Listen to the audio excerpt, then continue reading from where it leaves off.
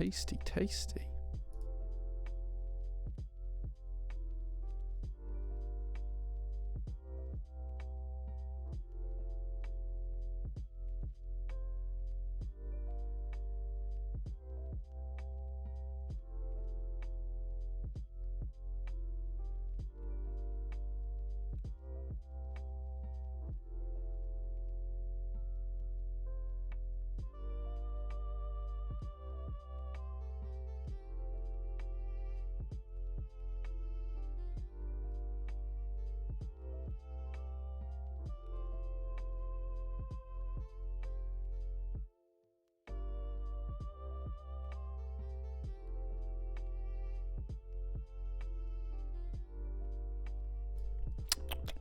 Tasty, tasty.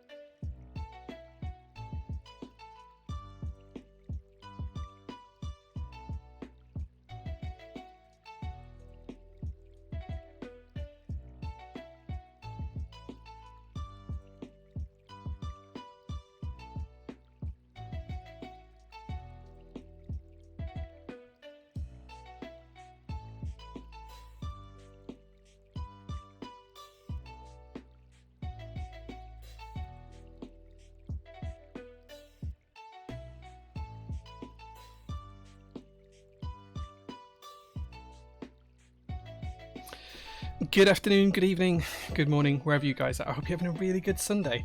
I'm a little bit late. Had a little bit of an accident with some milk downstairs, but it's all tied away now. I'm a bit out of breath because I ran up the stairs. Snick, it looks like he got first, saying good evening, Jay and chat. Say, thank you so much for the subscription. I'll catch up with those in a second. True Blaze is here as well. Shiloh Cutis is here too. Superhand says evening. Ball Boy says happy Sunday and subscribe for 14 months. Thank you so much for that. Anarchy's here as well. Hope you had some time to relax after Zooming all week. There was a lot of Zooming this week, and there's a little bit of Zooming to do next week. But thank you again, Anarchy, for coming and helping me out last week as well. I really appreciate that. Anonymous Biker says good evening. Void Media here as well. Robert Mikey says oi oi lovelies. Tonight's live stream will be Jay packing zooms. No. I'll talk about it in a bit, but the only zooms I have left to pack are ones that need to go in boxes that I don't have. And I'll talk about why that is in a little bit as well. Robert Mikey subscribes for 11 months. Says still can't spell after 12 months. Love you all. Hope everyone enjoyed the F1. We'll talk about that in a minute as well. Calgary, thank you so much for the 16 months of subs. I appreciate you. Wygaz, hey man, good to see you. Utoy says good evening, Mr. J. Thank you so much for being here. Sky was taken. Thank you very much for being here as well. Barroyum says, what's good, everyone? Hope your weekend have been great. Thank you so much for being here. Hammer Brother, thank you for the 5 months of subs, man. I thoroughly appreciate those. Mr. Blackbrook, resident moderator, is here. Thank you so much. And Jellymaster as well. Thank you so much for being here, guys. I appreciate that. Coney Otto, good to see you again, my friend. Autonomy, has it started or has my screen crashed? We're just about going. Autonomy says test. Yeah, you're here, dude. You're here. Slice of Me says, good evening all. Future Primitive, good evening everybody. We've also got a Zosco TV, a Saberclass here. What's that one? Oh, Herman Strauss. I couldn't read that from this distance. Will, thank you so much for the subscription as well. Are you still doing build services? Yes, if you do, there is a command for that. I can't remember what it is.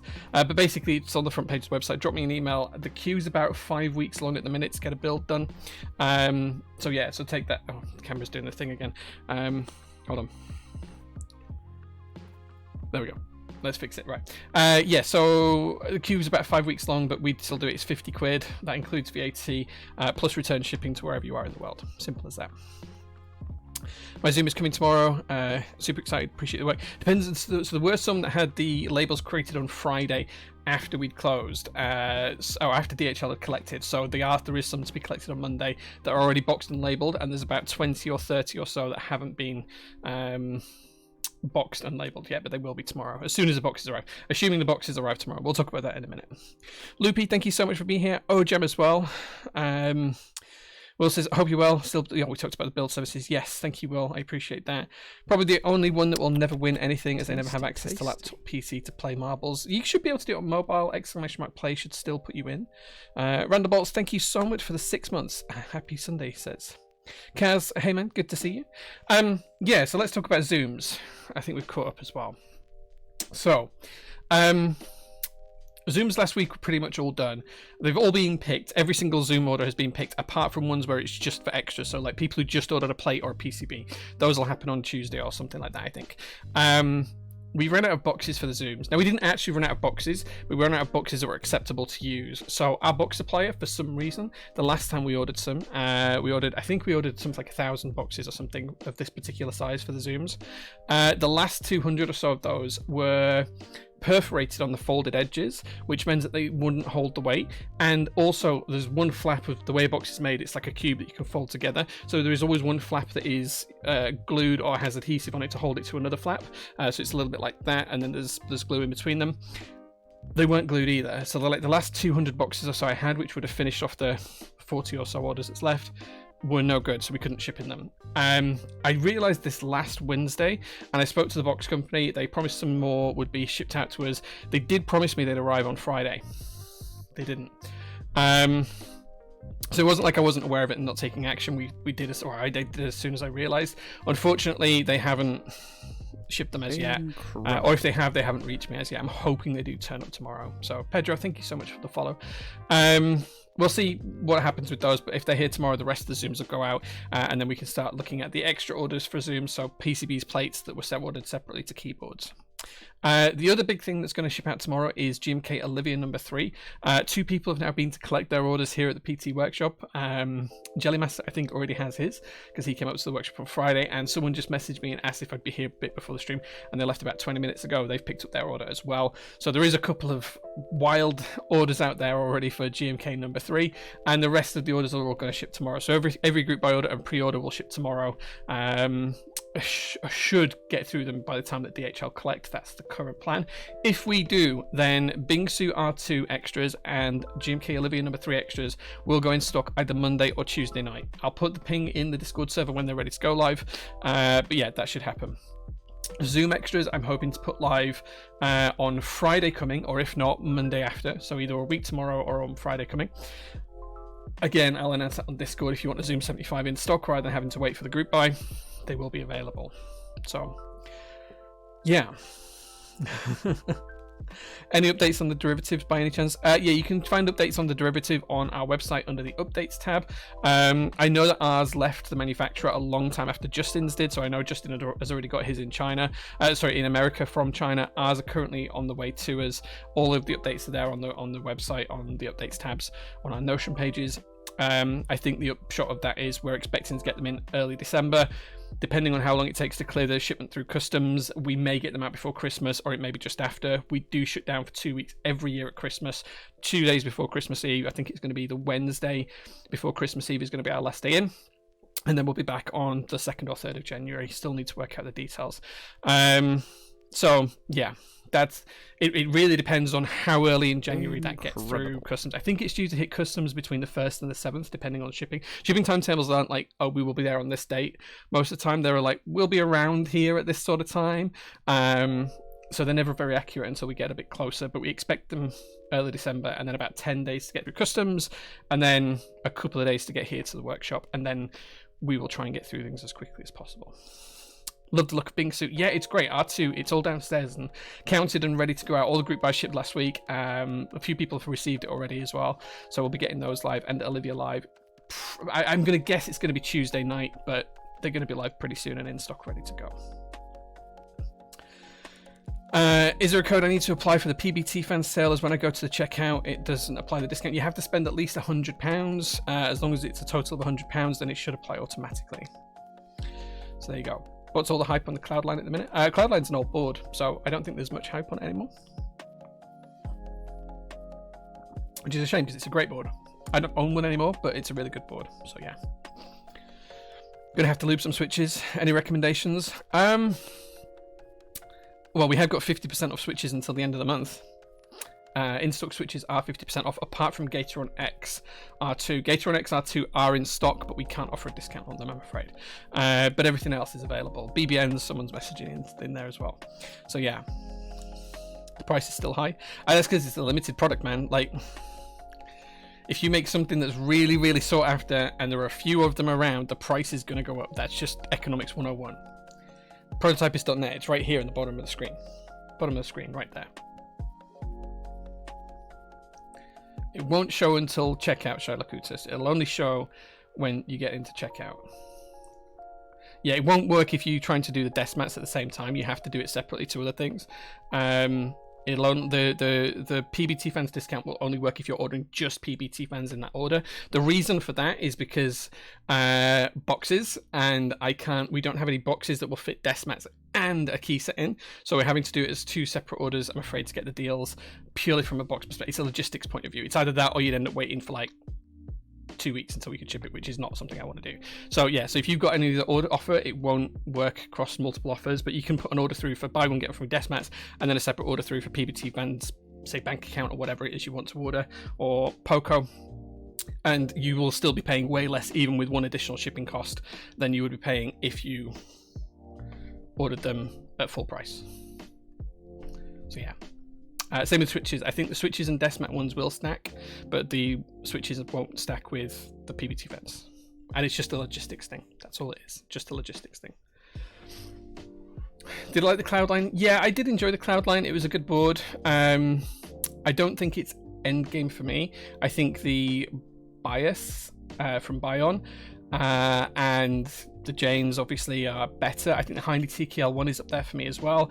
And one of the first boards I'm going to show you is probably my favorite TKL, which is the 2.0 ad from Matrix. So don't think that's me crapping on Cloudlines. I really enjoy them. I think they're great. But yeah, so that's that. What else did I want to talk to you about this week coming?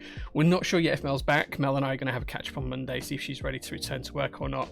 Monday's a bit of a weird day as well because my car's got to go in for its service as well. So yeah, it's a busy day tomorrow. It's like go meet Mel at 8 a.m, go drop the car off at 9 a.m, get to work for whatever time I get here, and then just work all the way through. So it's going to be a busy day tomorrow. So the one that's going in tomorrow is just for an oil change and a service, and it's the Audi that's going in there. So yeah. Any other recommendations for international shipping? UPS is within 1 GBP of DHL one day. UPS and DHL should be about the same time. We only have the options that are available on the website. The reason we only have those options there is we have to go through really strict contract negotiations to get international rates with shipping companies these days, and no one else can compete. Like FedEx and DPD and Royal Mail. Well, Royal Mail just won't even collect from us. They, for some reason, even if I ship 1,000 products a day, they will not collect from here at our workshop at Royal Mail. We have to drop off. It's so frustrating. FedEx just can't compete on price or speed. DPD can't compete on quality of delivery. They lose something like, in my experience, we shipped something like 100 packages with them and they lost 10. So it's like 10% of packages were lost or something. Who else have we tried? Oh, Parcel Force, I think they were close to 50% loss and they were stupidly expensive. So for international, we've only got the choices of UPS or DHL. DHL will be the most robust service and it will be the fastest service. UPS will be slightly cheaper, but we'll get there. Those are the two choices. So there you go. Coffee check. I'm drinking Typist's Brew. That's our own coffee, Prototypist's Brew. This is the dark version. So I've almost run out and we won't be doing any more, but there is more news coming on that respect. So yeah, it depends. When they lose a package, you have to send a customer replacement. It really depends, MK Titch. It depends if we have another one to send them. It depends on what the customer wants to do. It depends on whether they can find and locate the package and stuff like that. It's just one of those things. Has Bordeaux shipped yet? No, but you can check on the updates. It's due to ship any minute now. If you go on our updates pages, literally, if you ever want any update for any group buy, go on our updates pages. If it's not on there, I don't know anything new. If I know anything new, it's on there. So there's no point. There's never any point in asking me for like group buy updates because it's all on Notion. That's literally the point of it. If you ever want to know anything, go to prototypist.net, look for the updates right at the top of the page, click on it, and there's full instructions on there how to use our updates pages. There's updates for all GMK sets, all key sets, desk mats, switch group buys, and keyboard group buys. And it basically shows a full Kanban board of how they're progressing through there. So yeah, there you go. Some places only have Royal Mail half the week from guys doing overtime. Yeah, so Royal Mail's a weird one. We spend something like 50,000 quid a month with DHL and UPS, right? It's silly numbers. We ship about 5,000 packages a month. This month we've done a little bit more than that. We've shipped 6,000 so far because it's been mental. But yeah, the issue with Royal Mail is we've asked them to come out and send a rep to have a chat with us, and they told us we didn't spend enough with them. So we spend, I don't know, maybe £2,000 a month with Royal Mail. It's not huge amounts because it's only switches and really small items we ship to them. And Royal Mail said until we were shipping £15,000 a month with just them alone, they wouldn't entertain offering us a business account. So I was like, well, look, we already ship like, you know, £50,000 a month with DHL and UPS. Surely it's worth us having a conversation. They weren't interested. They refused to send anyone out. They refused to engage me in the conversation. So yeah, just one of those things. My Key Club has put 2 updates on the MKC75 that could be updated on the page. They haven't told me about anything. I don't have time to go and check other vendors. The contract I have with my Key Club is that they're supposed to tell me if there's any updates. I'm not going to go and copy and paste something from their sites because I just don't have the time to do that. If they tell me something or my team something, it will automatically get updated. If they haven't told us, then we don't know effectively.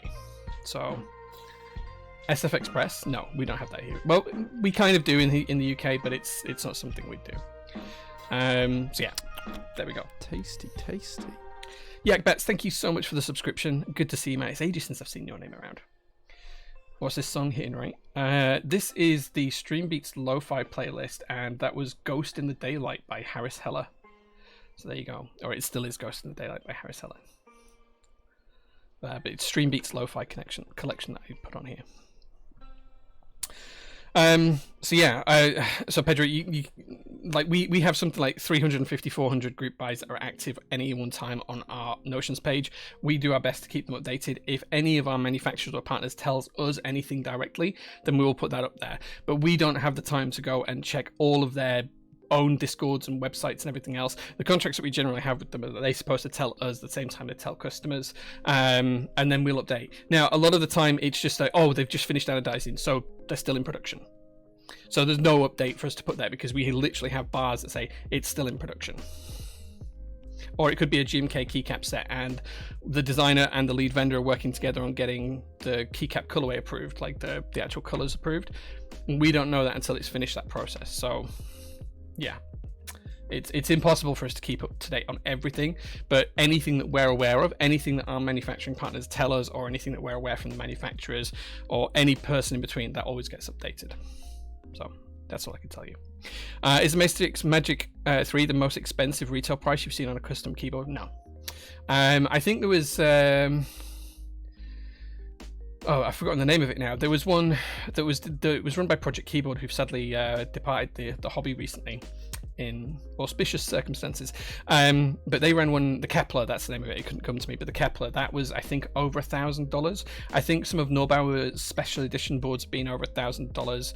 I think it's the most expensive single board that we've run, but I couldn't swear to that. There might be something smaller or something that we've done. So maybe I'm not sure. The Nessun 810 is so hot right now. Yeah, the Nessun 810 is phenomenal. I was actually convinced to. This is a really funny story. So they only approached me to offer the group buy here for UK customers after the group buy had started, and I'd already bought one from Normal Keys. Well, I say that my wife had actually bought it for me, and then yeah, and then they asked me to run the group buy. So that was quite funny. What boards have I been enjoying lately? I actually recently, this week, just soldered up the JO2 Blackout Edition prototype that we threw together about a year ago and sent to Tim for pictures. I finally got it soldered and working. So I've been using this all week, which is pretty nice. Well, I say all week, like past since Wednesday. I think Wednesday night was when I used it. Other than that, I also use my JO1 daily at home. I use a QK100 downstairs in the workshop, and over on my main desk is the first board we're going to see today, is my Matrix 2.0, which we're going to change the keycaps on. Any news on the JO2 Rev 3? No, because Rev 2's not finished yet. We didn't even really call it Rev 2, but the Blackout edition of the JO2 is just about to hit in December, and then we'll be selling extra of those in the new year. So you'll be able to pick one up in the new year. Have I used an FRL HHKB 1800 before? No, but I want to. Yeah, I don't think it looks too weird. It's the option that I picked for the 810E. I think it looks pretty cool. What's the most sold Switch on your website? Lavender's by far, but we don't have any in stock right now. Which colour Nissan would you go for? Green, baby. I want the green one. You did a naughty light slip about a certain keyboard on your Insta the other day. Are you allowed to talk about it yet? New Feet, no, I'm not allowed to talk about that product yet. I'm not going to go and look at what I can and can't say yet. All I can say is Bower Light soon. 3 words. Bower Light soon. I don't want to upset Garrett, so that's it. That's all I can say. That's all I can say. Plan on running the Neo 70? Yep, we would be the vendor. I don't know the dates of it yet. We haven't finalized that. We're probably going to finalize that tomorrow, and we'll announce it on Discord when it goes live. Midnight Rainbow Envy. So this is the thing, right? Do you guys want to see Midnight Rainbow come back? For those that you don't know what Midnight Rainbow is, it's this GMK set. GMK Midnight Rainbow. It goes from red to purple using GMK stock colors. This is the original version. Do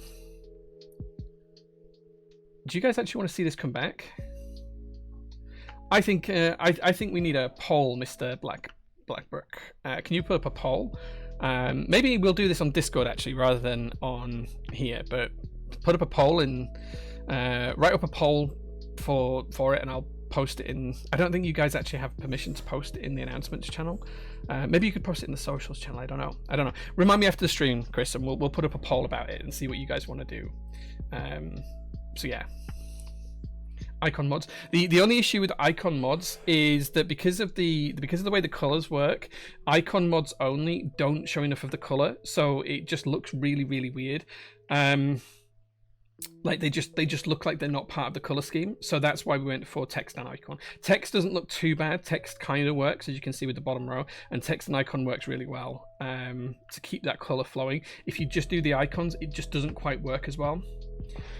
That was a consideration. We did it before, but maybe we can put it to a poll and come through with that. Cyberboards, yeah, I mean, we're running the group buy from them because they're pretty cool. Excuse me. R2 with a slightly brighter purple. So the issue with the purples and the... Oh, actually, I have something to show you guys in a second. The issue with the colors is we wanted to use stock GMK colors. The reason for that is because it's cheaper, it's a lower MOQ, and it's easier to turn around. So, yeah. Let's do that. Bear with me 1 second, guys. I'm just going to literally run to the office downstairs and grab something, because this might change. I'm not even sure if I'm allowed to show you guys it. Fuck, sod it. I'm going to get it. Be back in 1 minute. Literally just a minute, guys.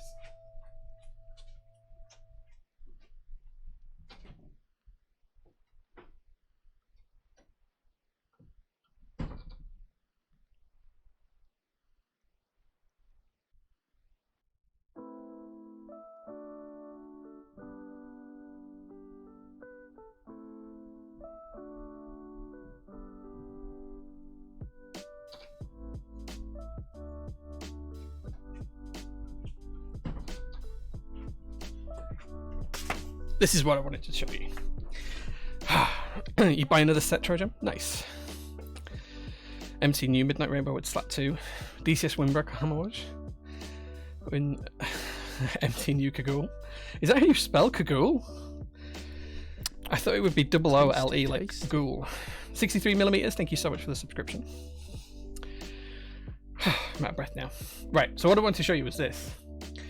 This is the GMK sample pack for their standardized plastic colors, and this is all for MT New. So this is their stock MT New colorway. So like the old GMK color rings. This is the MT New colors. These are all PBT. I'm aware that the camera colors are way off here, so let me try and adjust the camera to get this a little bit better. Give me a second.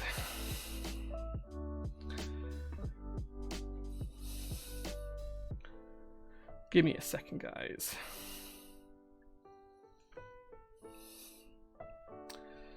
Okay. That's pretty close. So these are the colors that GMK can do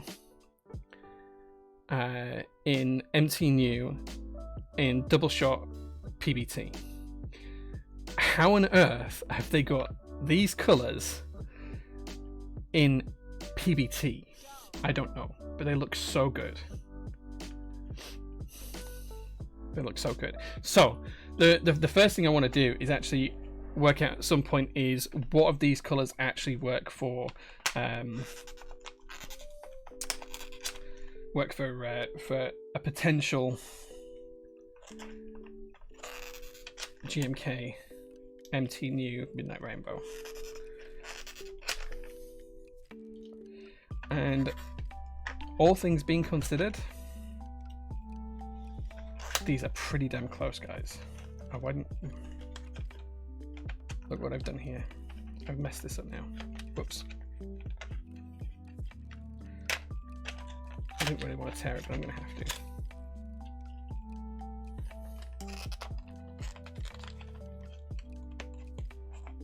Come on out. Damn cardboard. There we go. So when you look at the colours, they're actually pretty close, you know. I think they're close enough to make...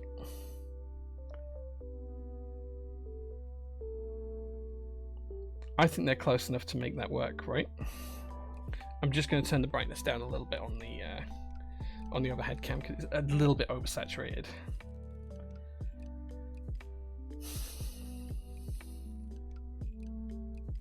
just a touch.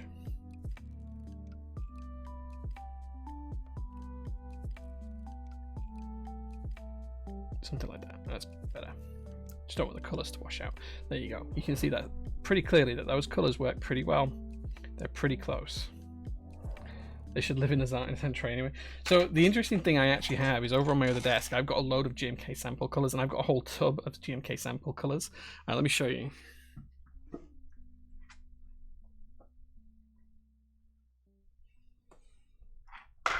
So this is the thing that because we run so many sets, we end up having to go through this quite often. We have like a RAL card and colours from GMK for different for samples for different sets. I can't tell you what these are for. Some of these are approved, some of these aren't. I think that you've got RO2. So this would be the comparable red. That's the only one that's slightly off. The rest of them are pretty close. So yeah, it's pretty cool though.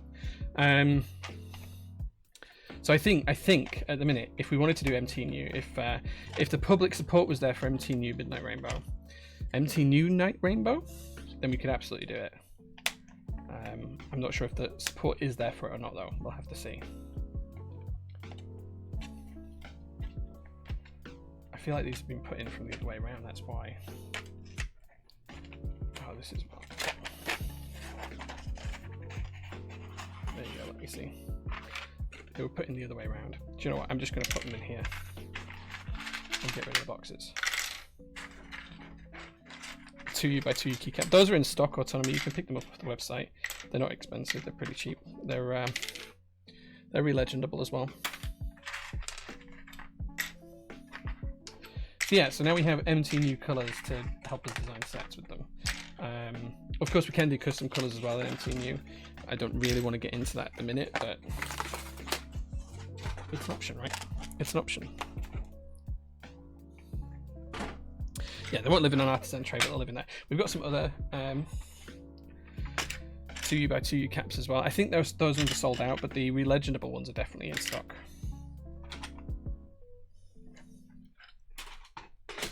There we go. Public has spoken. Wait, what did they say? Do GMK have plans to do cherry profile PBT sets? No, as far as I know, they're not going to be doing that. But never say never. Oh, MT New. Oh, the poll was up. Right, okay. Right, okay. 53. That's as close as Brexit was, Mr. Blackbrook. I'm not sure that's de facto definitive enough. And there's only 19 people who went in that vote, and there's like 150 people watching, so... Yeah.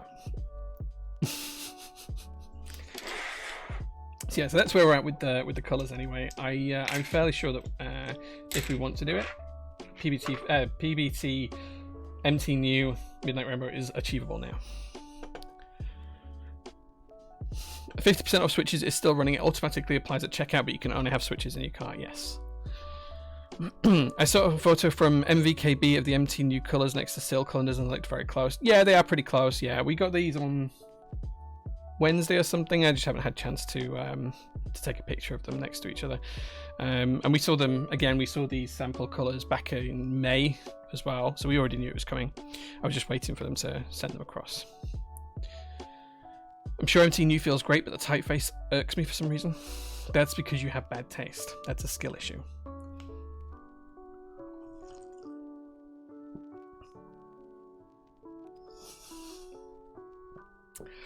As an MT New and SIL owner, I feel like I had to vote. Nice.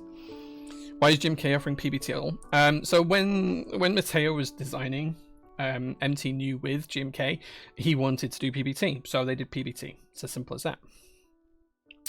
Yeah, I think we've already covered Yak Bats. I don't believe GMK will be offering cherry profile PBT, as far as I know. They have no plans to do so at the minute. Yeah.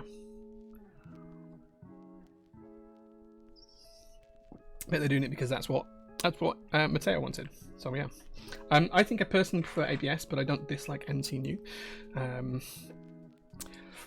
If there will be Midnight Rainbow MT New, could you ask for 3U space bombers? I'm pretty sure I've seen a compatibility list. I don't know if I'm allowed to share this, so I'm not going to share my screen. Let me just get up, because we've got like a portal to GMK. Let me find it. I don't usually open it on this.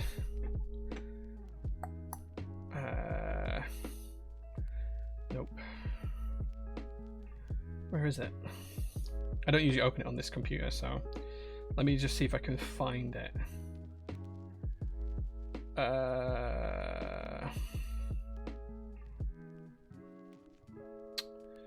There it is. Right, let me... Oh, that's not it. Right, okay. Let me see if I can log into the vendor portal here. Okay. Because I'm pretty sure they have on here, they have what keys are available for MT-New. Yeah, they do. So what did you want? 3U spacebar molds. Like, I mean, I don't think I want to pay for 3U spacebar molds if they don't already exist. Let me have a look at this image. Oh gosh, that doesn't work on the background. Right, okay. 1 by 1, 1 by 1.25, 1 by 5, 1 by 1.75, 1 by 1.75 stepped, 1 by 2, 1 by 2.25, 1 by 2.75, 1.5 by... Oh, it's the ISO into 1 by 3... yeah, it doesn't exist in any row yet.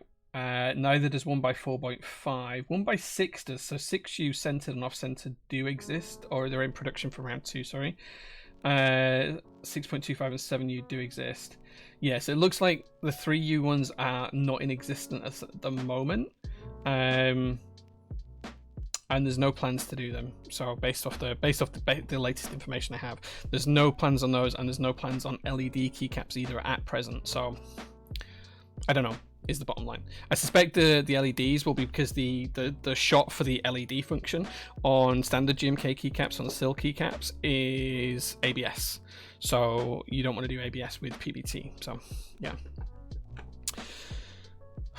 Will PT stock the future Bauerlight plates? I can't talk about anything Bauerlight related. I spoke to Mateo today, and he told me there are no plans for that mold as far as he knows. Yeah, there's no plans on the roadmap for it, so I'm going to assume that that's correct. Yeah. Hey, I like ISO. Me too. ISO is my favorite. Okay. Right. Any other questions on news this week, or should we start to move into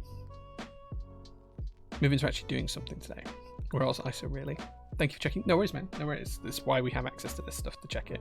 I think if we do GMK Midnight Rainbow in either MTNU or SIL, there will be some changes to kitting.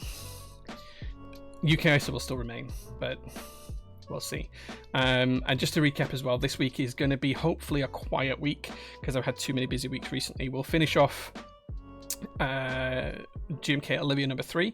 We'll finish off the Zoom 75s, all of them.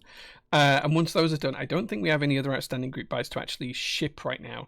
I think everything's been done because we did the iQnix boards, the Zone X75 at the weekend, and the Tilly 60 at the weekend. They're all done and gone. We'll have extras for those. Bingsu is done and gone. We have got some more GMK sets coming. I think Bordeaux and the white on black add-ons GMK sets are on their way. They should arrive this week, so we'll see how that goes as well. Yeah, it should be okay. Don't know if Mel's back. We'll find that out in the morning. Busy day tomorrow because the car's in for a service as well. Yeah, I think that's about it. That's about it. Been eyeing up DSS lights now. That's a nice set. It is a nice set. Maybe do a buy. Oh, Black Friday. I've been asked if we're going to do a sale for Black Friday. I don't think we are. I don't plan on doing one. The reason for that is because we had a massive sale at the beginning of this month. We had 40% off for 40 minutes. I don't think there's anything I can do to top that that's reasonable for the business to keep us sustainable and afloat.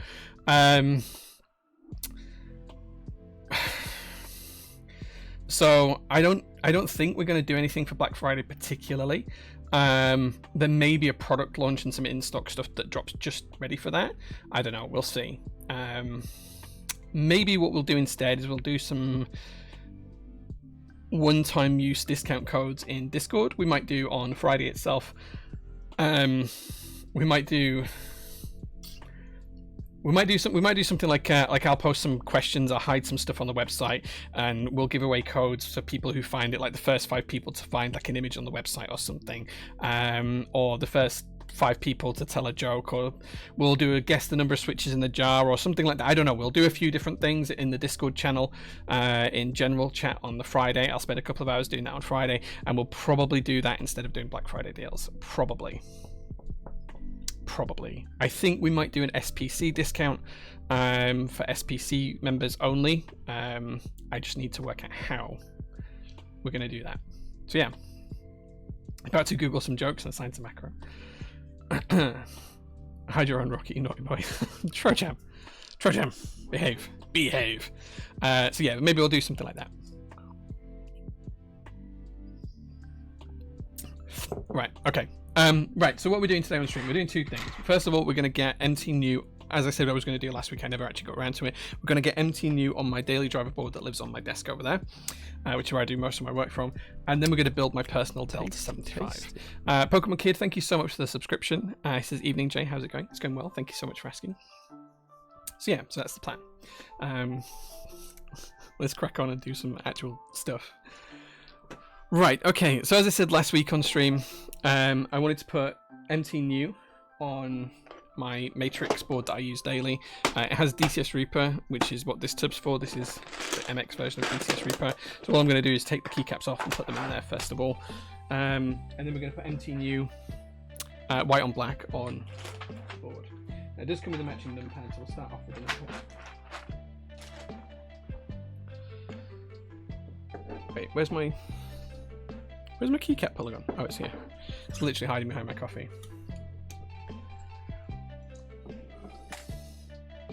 Oh, happy birthday to your daughter, Trojam. A sleepover sounds like a horrific way to spend your time, but I hope it was good. Switch Looping Legend in the chat. Yes, he does do all of ours. 42 minutes in, doing well. Yeah, we're finally starting to actually do something after 42 minutes. This is the way it goes. This is my numpad that I use daily. This takes a beating for all of my spreadsheet work.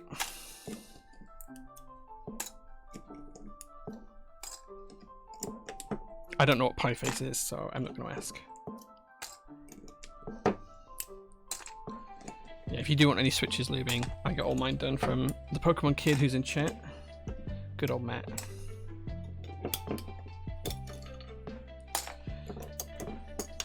Okay, so this is a Matrix CP numpad. It's the Xmas Special Edition.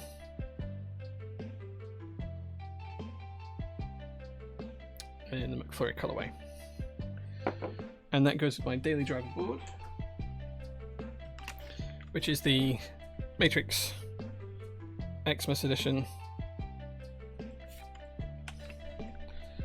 There you go.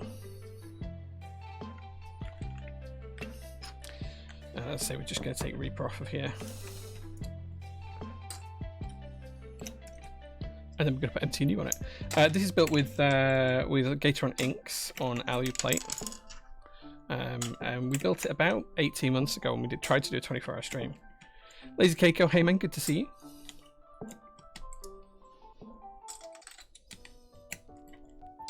When we'll have them in stock, early in the new year, we're planning on changing all of our stock selection for switches, Matt. So we'll have all of the MX2A variants and some other switches I'm going to curate for the list.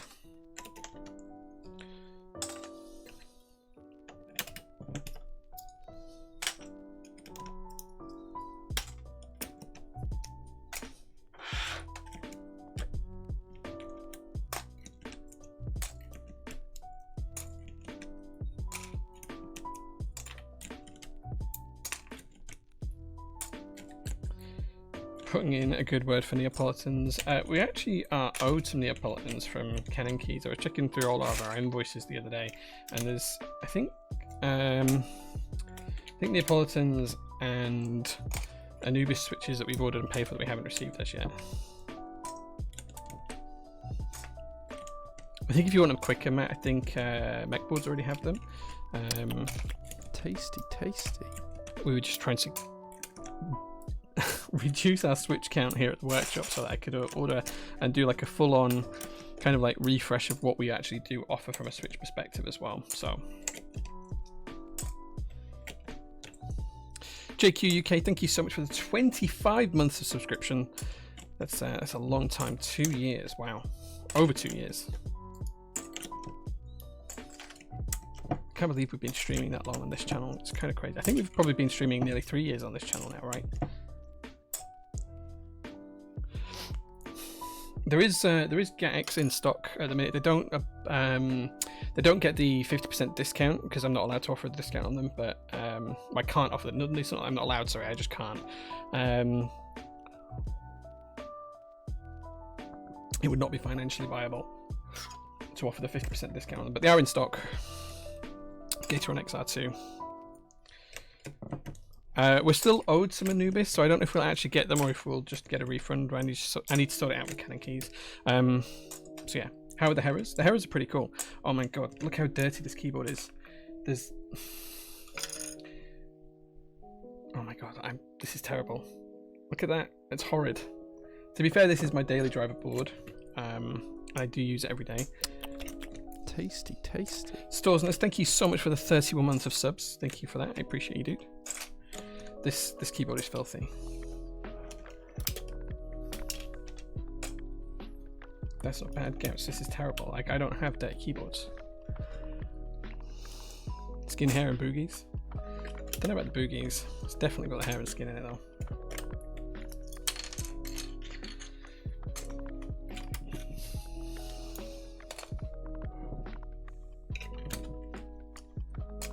I don't really eat at my desk much, so we've got compressed air in the workshop that I bought hundreds of canisters of compressed air that I planned on selling for people to clean out the keyboards, like a little add-on item. I never listed them. They're just sat in the workshop. Can't be your hair. Isn't much left up there. Whoa, I've got plenty of hair on my head. Thank you very much. Got a nice thick head of hair. Keyboard's full of cat hair. There we go. Oh, escape. Ugh.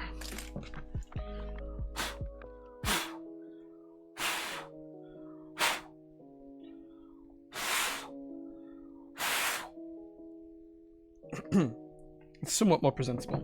There is one giant crumb there, though. There we go. Right, that's a little bit cleaner.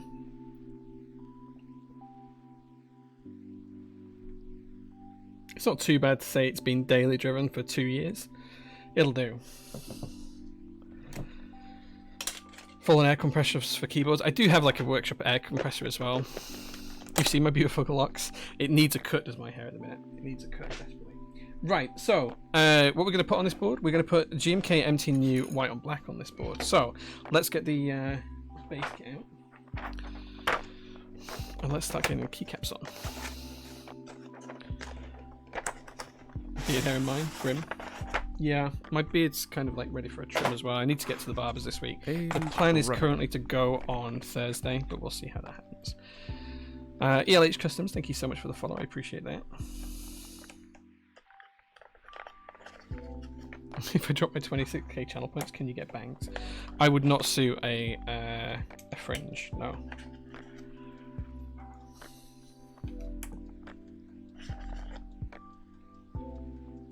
So what is MT New? Not been following in a while. MT New is GMK's new profile in conjunction with Mateo. The best way to catch up on it is to watch the stream from last week where I covered it in a bit more detail. This week I'm literally just popping it on this keyboard before we build the next keyboard. And that's because this is my daily driver board. And I just want to make sure that I'm actually using it actively. MT New is in stock right now on the website if you do want to pick it up as well. We have all 3 current variants that are manufactured available on the website.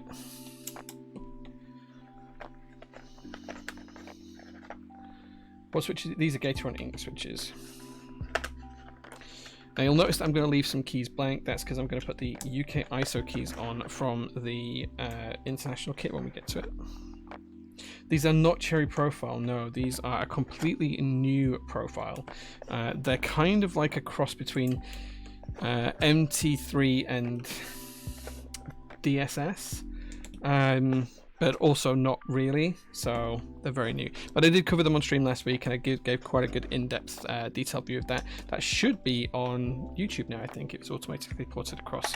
If not, I'll put it across later on. Are they uniform profile? No, they are sculpted.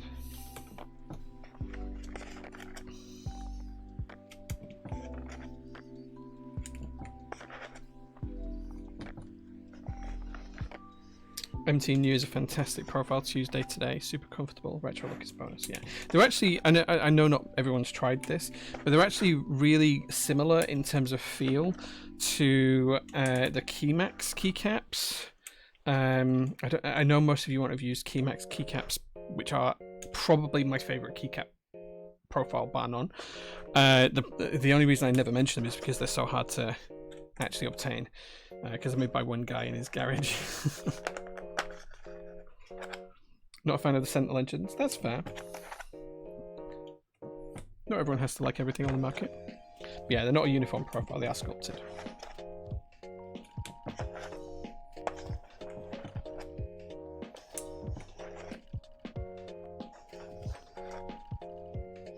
The center legend is just very, very reminiscent of vintage sets, which is why I like it so much. Whoops, throwing keycaps around. Don't forget, we're leaving gaps here because we are going to be putting the UK ISO keycaps in the gaps.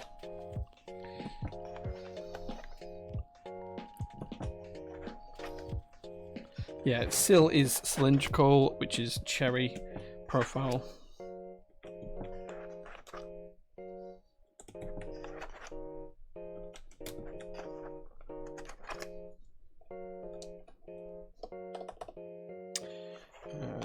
The arrow keys. Do you know what? I do have the CMY kit for this. I think I'm going to, on the bottom row only, I'm going to put some of the CMY keys on there.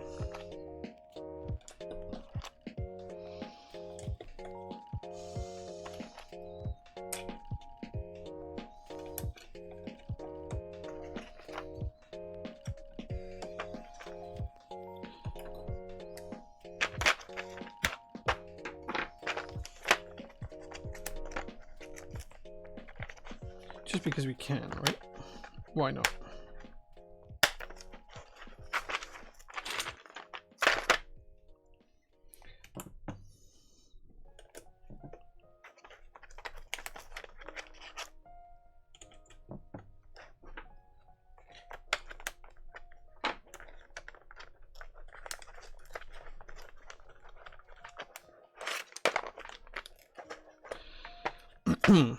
We'll be doing a giveaway towards the end of the stream, yeah. There we go. Okay, so let's use those. Because, why not, right? Why not? We do need a 7U spacebar, so we'll pop this in place. Right, what do we need from here? We need step caps. Oh yeah, we need the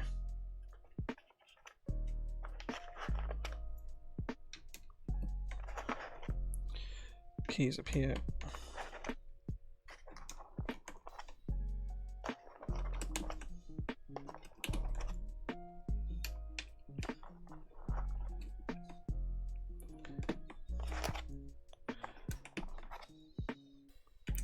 There we go. And then we need the numpad keys. Don't forget those, Jay.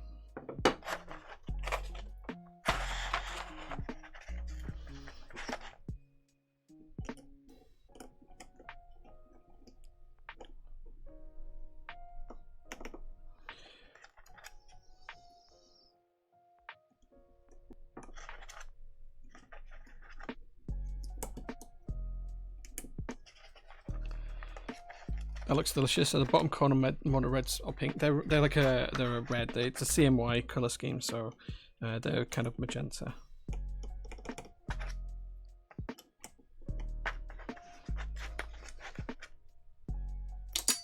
Oops. Wait, which do? That way.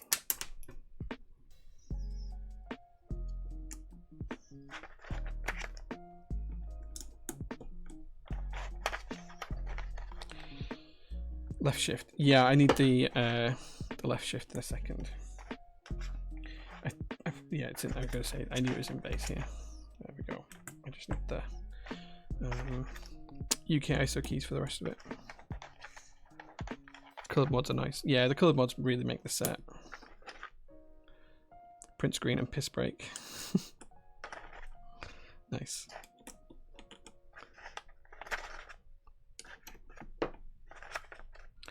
I think what we might do is we might use the pink escape just for here, just to give it a little bit of colour. Tasty, tasty. Thank you so much, RL Keeps, for the subscription. And I do need a 2U key for up there, but I don't think we have a 2U key in the base kit that will fit there. Is that 2? That's 2.75, right? Yeah. Yeah, I don't think we have a 2U key that will fit there. Oh, we do have a 2U spacebar, so I'm just going to pop that in just for now, just to give us that coverage.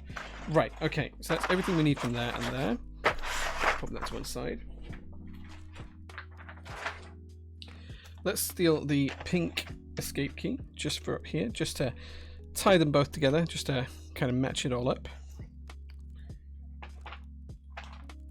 And then we just need the UK ISO keys from here.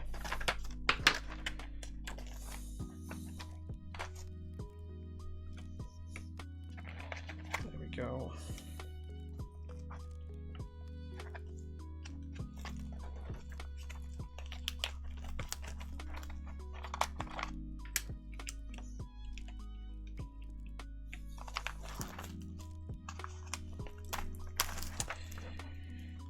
Right, which, there it is, that's the key I was looking for, and then that one. And there we go, we now have MT new on the Matrix 2.0.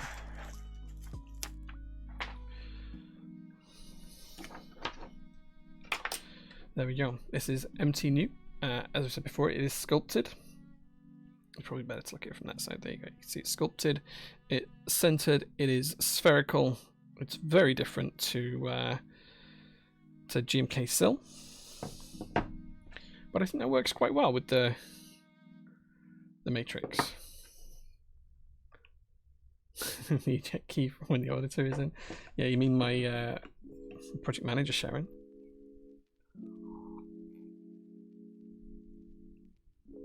Such a lovely board. Yeah, this is probably one of the few Matrix boards I'll never sell.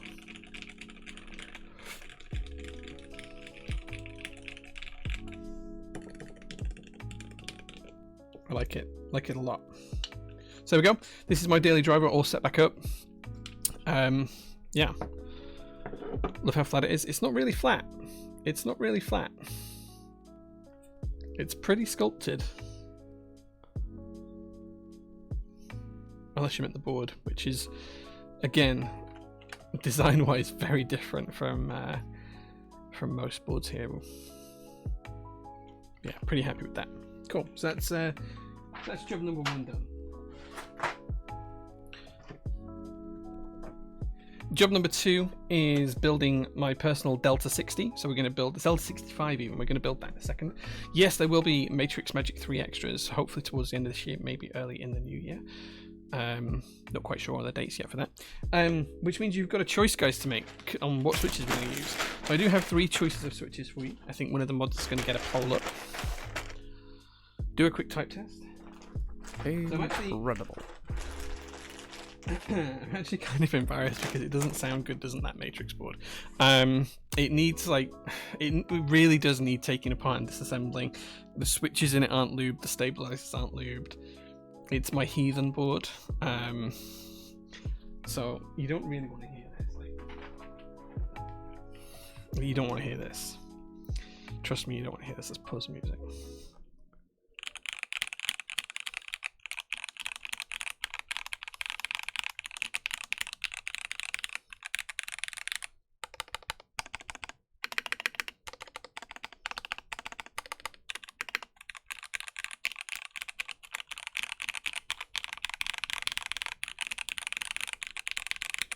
There you go. That's the best sound test you're going to get of that board today. I hope that satisfies your inquiries. Right, anyway, there is a poll going up for which switches. You can pick Pom piano switches, you can pick lavender switches, or you can pick Nixies. These are the modern Nixies. That board has some character. I do love it. It sounds like a keyboard. It has some character in terms of its build and the actual what it is. It's just built really bad. So the poll's now up, guys. You can pick the switches that we're going to put in the board today. Lavenders, Pompianos, or Nixies. You guys vote away and let me know what you want to see in the build today. Got to be the Nixies. These are all lubed, by the way, with 205 grade 2. These have been lubed by Matt the Pokemon Kid, who was in chat earlier on. So there you go. Going to try my empty new set to make sure I like it, and then might buy the other two if they're still available. I wouldn't hold on too long for that Trojan because they will sell out eventually. I feel out of love for DCSS. I like DCS. I like the sound, but I couldn't type for Toffee on them. MT new does take a bit of learning. I will say that. Bottom row bangs. Thanks. Key finishes Chef's Kiss. Yeah, that's the McFlurry colorway.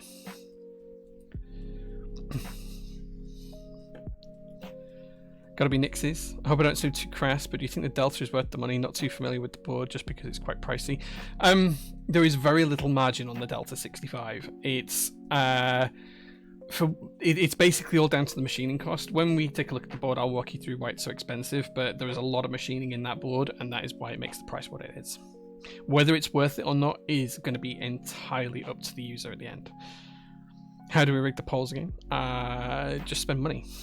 And points, sorry, not money, points. Spend points, that's the other one. How do I find the poll on mobile? I'm not sure. Someone good said I didn't get the teal Delta in the 40% sale. Yeah. You would have been, if we just, I don't think many people picked up the Delta in the sale. We'd have been losing money hand over fist on those boards, so if you had giving 5 subs if Nixies win. Vote for Nixies. Yeah. But we would have been giving them away, basically. We'd have been losing money hand over fist on them. Which obviously is entirely fine, because that's the point of the sale, to get people to give people the opportunity to buy the things that they want. But yeah, there's very little wiggle room on some of the products. I think the margin's like less than 2% that we have on them at the minute. So, yeah, when we say we're selling them at cost, we pretty much are. Unless you call like 5 or 6 quid on a keyboard that's 600 quid, making a huge profit. Give me a Twix, but I love a Twix. I do like the look of the Delta. If the quality is amazing, my account is going to be upset. Fair enough. I became quite anti-knob. See, I really enjoy having a knob on a keyboard, and the way the Delta does it is pretty cool and pretty unique, I think.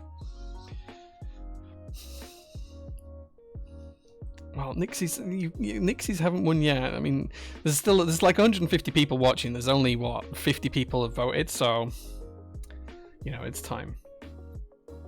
Color combinations and machining are lush, though. Yeah, for sure. The Delta's like it is a high quality board.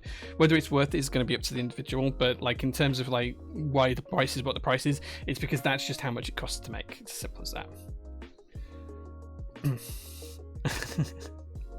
Yeah, the more people vote, the more accurate reflection of what you actually want we get to see. Oh, it's pretty even at the minute. 25 to 26 now. Nixies are just overtaken. If Nixies do win, I want my Twix. Like, whoever it was that promised me a Twix, I expect it to arrive here at the workshop next week. Like, that I'm going to expect it. I will go back through chat and I will hunt you down if I don't get my Twix. Just bear that in mind. Come on, Pompiano. Yeah, they ain't going to win. I can put them back already, I think.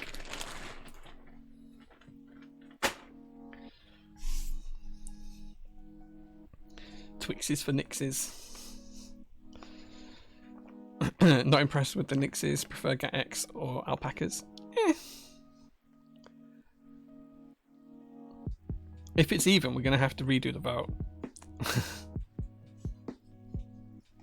It's a draw. Right, okay, we need another poll up, and you guys get to pick again. How do I like the F1? The Formula 1 today, or the board, the F1. Are you assuming you mean the Formula 1 race? It was interesting. I think Lewis Hamilton had a very unlucky race. He could have been on the podium today.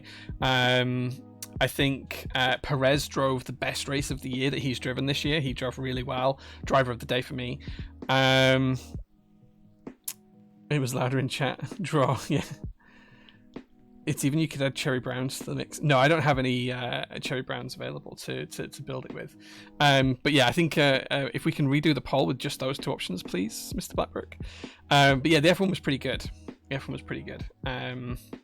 Like, I don't think it's the best race of the year, and I think the timing is terrible, and I think that they need to do it earlier in the night for the driver's sake. Even if that means that we have to be up at stupid o'clock here to watch it in the UK. Make your mind up. I like the new poll tile. The race itself, it looked good in terms of the actual quality of the racetrack. Sorry, not the quality of the racetrack, the quality of like the lighting and stuff like that. It was the spectacle they wanted. The sphere always looks good in the background and stuff like that. I think the actual racing was pretty good. Max obviously was going to win it from pretty early on, even with his 5-second penalty. I don't think there was any questions after maybe the first safety car. Yeah, I don't know if the rest of I think there's some things about the track, the setup, the times that they were doing it, that didn't quite work for me. I think some of those things need to be worked on for next year, but it's the first time they've run it, so yeah. Oh, this one's riggable.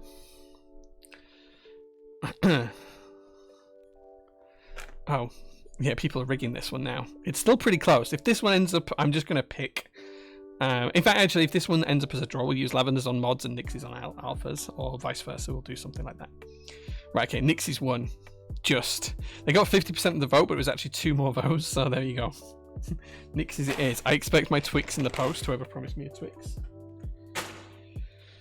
I don't mean like a cheap Twix, like the little Twix. I expect one of those Twix extras with like the 2 super long fingers. That's what I expect in the post.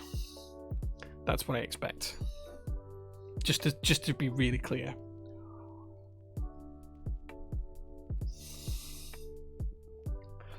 This poll was a Switch version of Brexit. Yeah.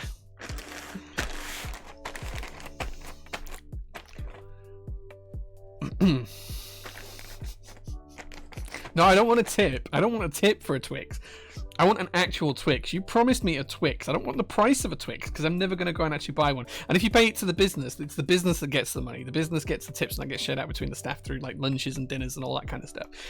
If you're buying me a Twix, which is what you promised, you need to send me a Twix. That was the deal here. I was really, really explicitly clear about this. That I would expect a Twix through the post and an extra long one at that. One of the extra Twixes. Right, okay, let's take a look at the keyboard then. And then we'll start the build. Now this is a chunk. Ugh. This is a real chunk. What's an Aldi Jive? I don't want that. Twix it. Shipping gonna be more than the Twix. I don't care. You promised me a Twix.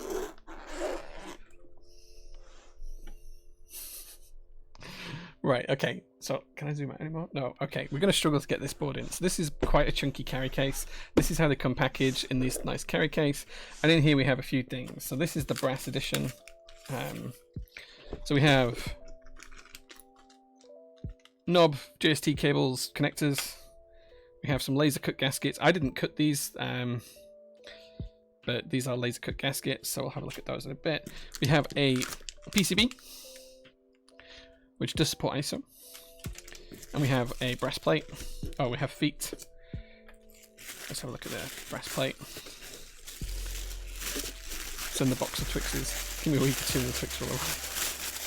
Okay. And there's the brass plate. This is how we're going to build it today with the brass. I haven't built anything with the brass plate for a long time. So there we go. What else do we have in here? Nothing else in there. We do have 2 knobs in here. We have a stainless steel PVD knob, and we also have the standard aluminium knob as well. And we also have the board. You know, these are stupidly heavy if I remember rightly. Oh god. I can't even get this out. I might have to tear the paper to get my finger on the pat. Gee whiz, that's heavy. Holy crap.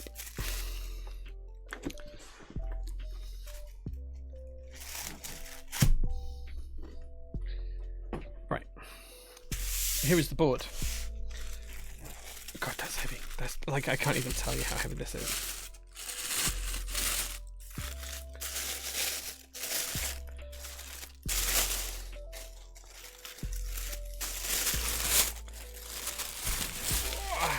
There we go. This is the green and brass version.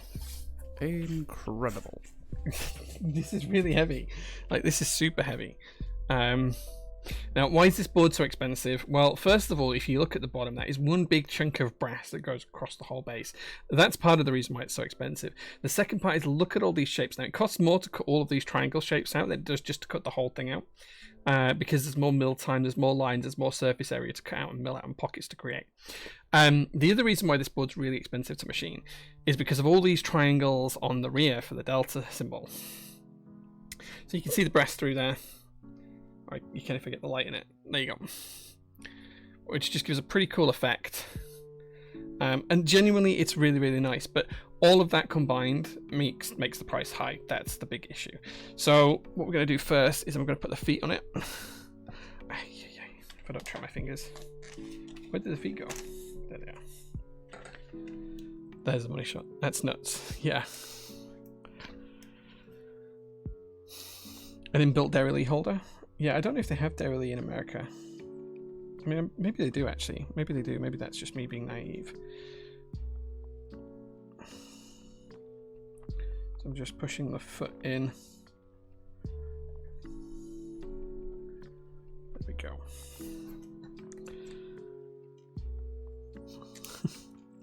This is a huge board.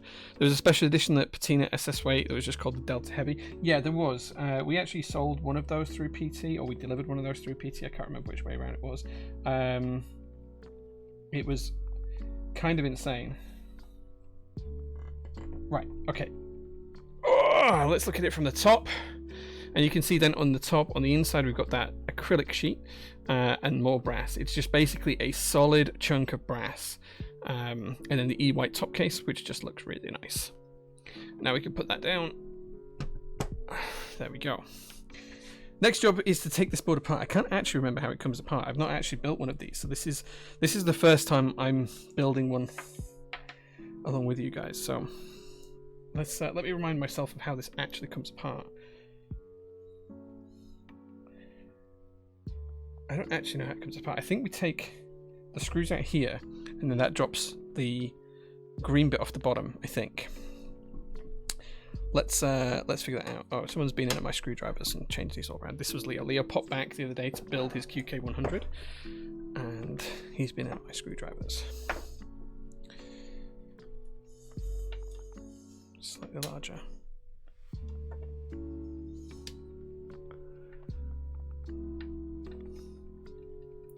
.9 kilograms for the brass. Yeah, I think this is about 4 kilograms. Sounds about right.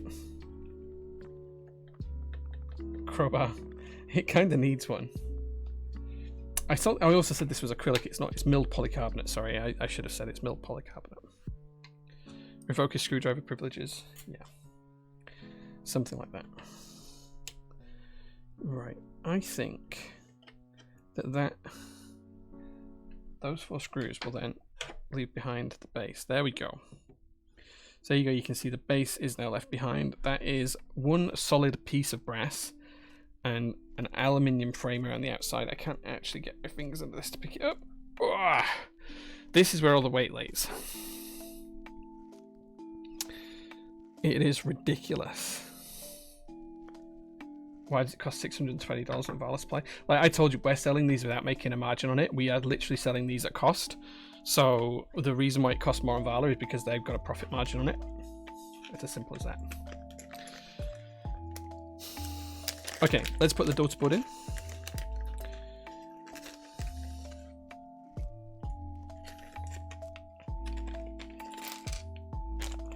There's spare screws for the daughter board there as well. I think we need this screwdriver.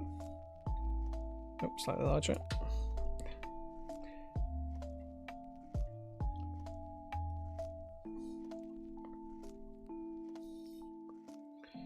You could do your back. Yeah. You could quite easily throw your back out lifting this thing.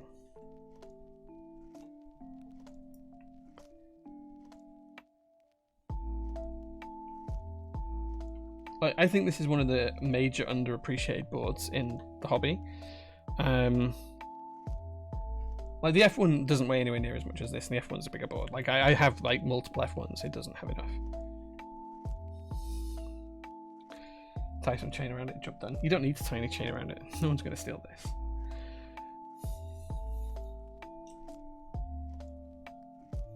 Let's, do you know what we're going to do? We're going to plug the cable in first, actually.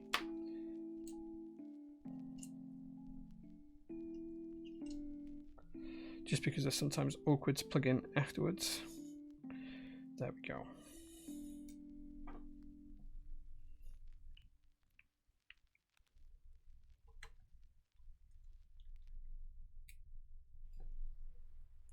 Do some curls with it. It's a whole workout. It is, yeah.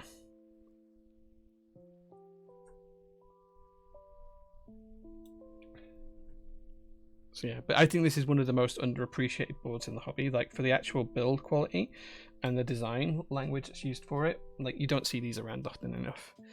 These are one of them. Like if you put this on your desk next to a standard TKL, like even the F1's a great board, don't get me wrong, but if you had this and like someone who didn't know anything about keyboards and you had it in front of them, they're going to marvel at this one more than the F1. The F1's just going to look like a heavy keyboard. This looks like something else.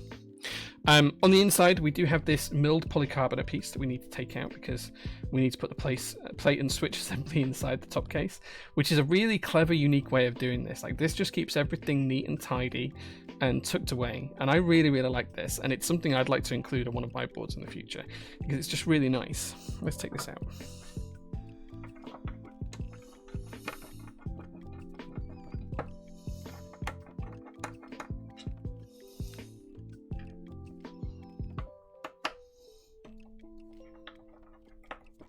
Yeah, I think I had 6 F1s at one point. I've only got 2 left though now. I have sold a few. The rounded edges, yeah, it's... Well, the reason they're rounded here is because it matches the rounding of the knob. Like it matches the radius on the actual corner. And you'll see that in a bit more detail when we put it together.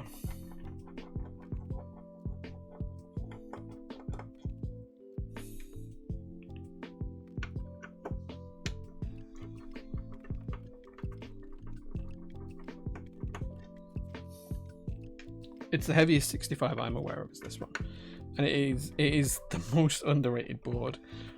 But when you think about it, it's a 4-piece construction keyboard from a case perspective.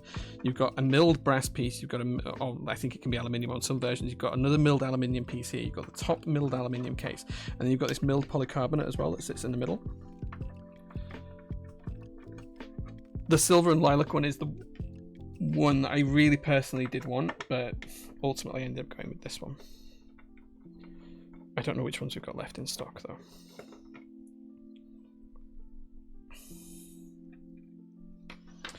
Okay, so we can lift out this piece of milled polycarbonate, and this is really, really special because this is actually a really thick piece of polycarbonate that's been milled down and pocketed down to fit this keyboard design intimately, and it's pretty cool, and I'm really, really impressed with it. One of the things we do need to do though is pop the board here for the knob. I think it goes this way around. Oh wait, is it supposed to go underneath or on top? Incredible. I think it sits on top. I'm pretty sure it sits on top. Let's we can always change it later on if we need to. It's a Phillips screwdriver.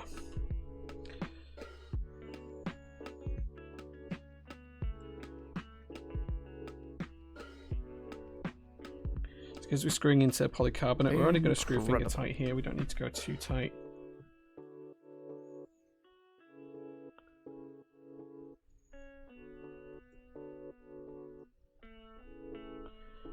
Just until we get some resistance and a quarter turn more. And that's about all we need to do.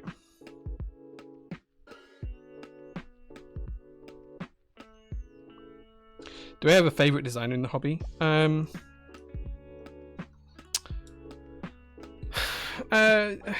There's a load of designers that I like working with, and I think all of them have different strengths in different places. I don't think I could pick one person. I think the PT designer is pretty cool. He's very talented. I'm just going to push this JST cable in.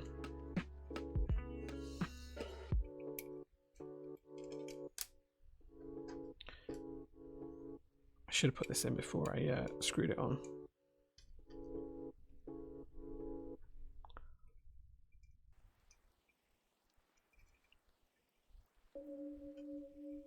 There we go.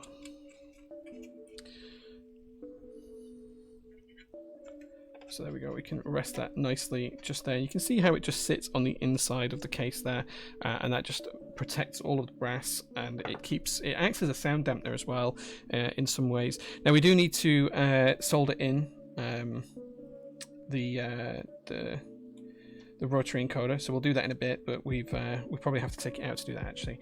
But at least we've checked it fits, which was not my intention, but you live and learn, right?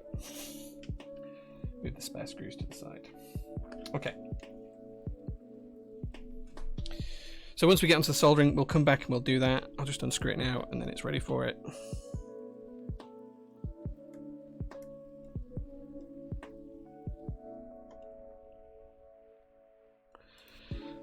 Radius of the curve makes it look soft, which is a nice juxtaposition to the heaviness of the board.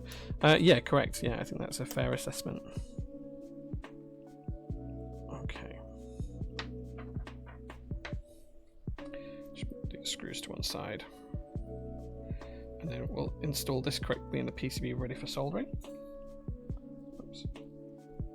So this just clicks into place, just like so. There we go. And then we'll be able to solder that in place when we do the soldering of the main keyboard later on.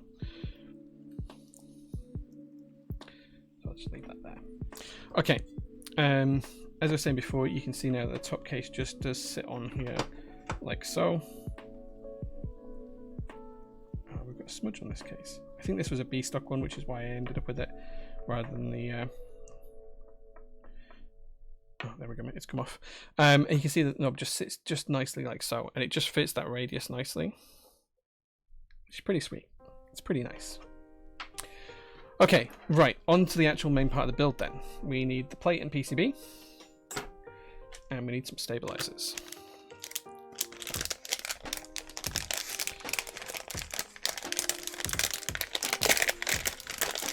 Decouple PCB for the knob, that's great. Not affecting plate movement potentially, although likely irrelevant to a brass plate build. Yeah, I mean, keeping it separate is always good if you can. There's nothing wrong with integrated ones. Like, it's just different design reasons, really, that's all. Okay, here's the PCB. ISO and ANSI compatibility out of the box. It is a weird shape because it has to fit the weird shape. It's pretty cool, pretty neat, pretty tidy. Let's get some stabilizers.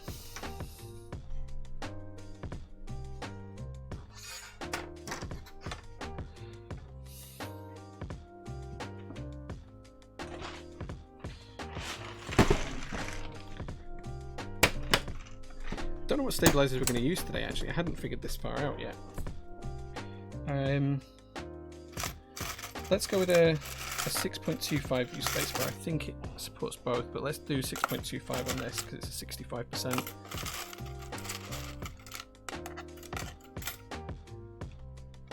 It does support it, there we go. And then we need one for backspace, one for ISO enter, and that's it, just the three. I don't know what stabilizers to use. Let's just go for some of these black housings.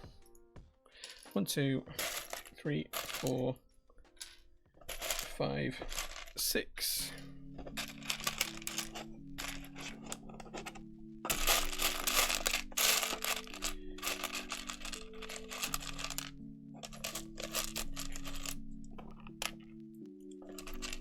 That's 4 inserts. 1, 2, 3, 4, 5, 6. Yeah, 4 inserts and 2 more.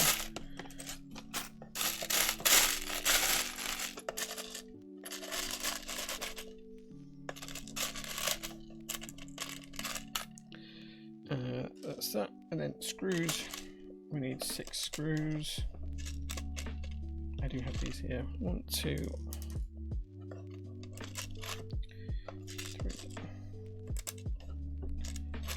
4, 5, 6. There we go. Let's see if I can get 6 washers as well. Actually, I'm just going to bring that to about.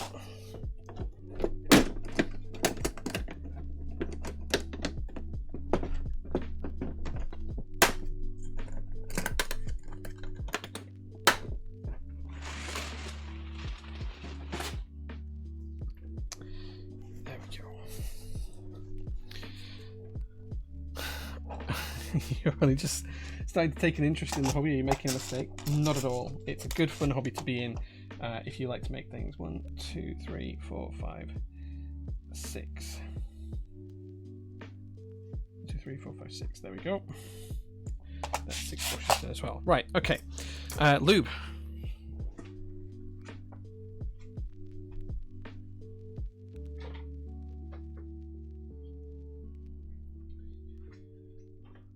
Well, I can tell that Leo's been on my lube brush because my lube brush is now covered with lube right up the shaft.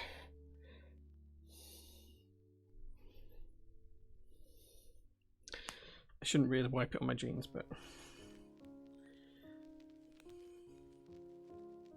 there we go. That's better.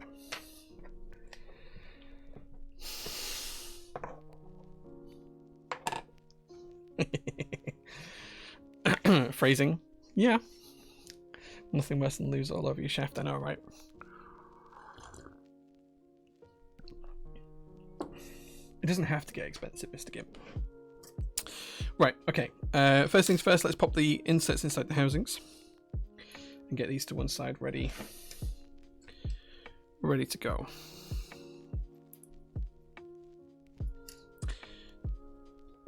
These are old Durock stabilizers, by the way. Never been used, but so when I say old, they're just old stock. You normally use the pillow. Oh dear. Well, he has left now. He doesn't work here anymore. I must point out that that was his choice. He didn't want to work 2 part-time jobs anymore. He used to work here and he used to work for a restaurant as well, part-time. And he didn't want to do that anymore. He just wanted to have one job. So he found, I couldn't offer him the full-time hours at the time. And he found another job to go to, working in marketing. So that's what he does now.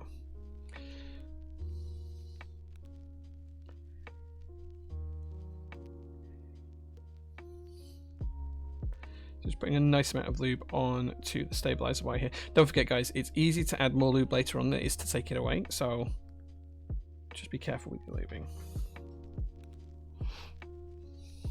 Expensive is good. At least I can't develop a cocaine habit as long as I'm enjoying keyboards. Something like that. That's one way of looking at it, I guess. We're going to do the other side. Do I spend more on keyboards, coffee, or cars? Cars by far. I've been into cars for 20 plus years. I've probably owned over 50 cars. Although interestingly, I've only ever sold 2. Most of them I ended up trading and switching out for other stuff. Or stripping for parts and restoring or whatever else. So I've only ever sold 2 cars. I don't count as trading as selling. But yeah, I've definitely spent more on cars than anything else. Unless you count my wife as a hobby. And then she's probably cost me more than all 3 combined.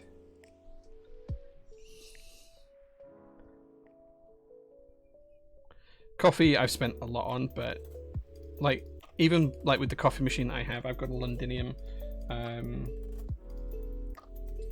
espresso machine and a niche grinder and stuff like that. Even though I've spent like quite a bit of money on that, it's still only a fraction compared to like what I spent on keyboards.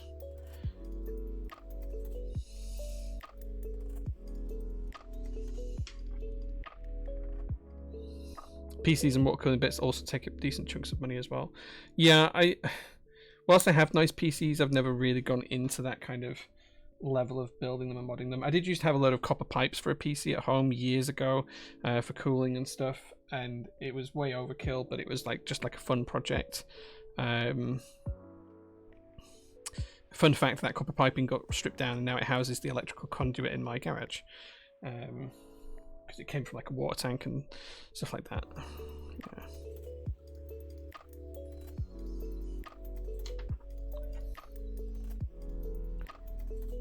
Keyboards and coffee preventing from getting into the Ferrari hobby. I wouldn't want a Ferrari. I've got friends who've got Ferraris. They're not for me. I'm happy with my current car collection, I think.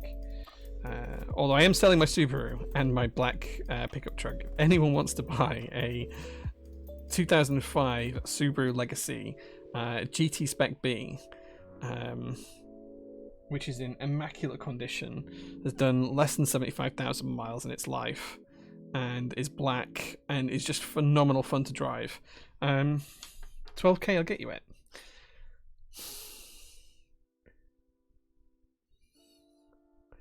Or if you prefer and you're looking for a 1969 GMC K1500 pickup truck in black and silver two-tone with a wooden bed, full modded sat-nav and a bit of a resto mod with a nearly new V8 engine, custom digital dash, just £25,000 to buy you that one. It's a bargain at twice the price. I just actually need to spend the time to get them listed properly for sale, which is my challenge lately, having the time to do it.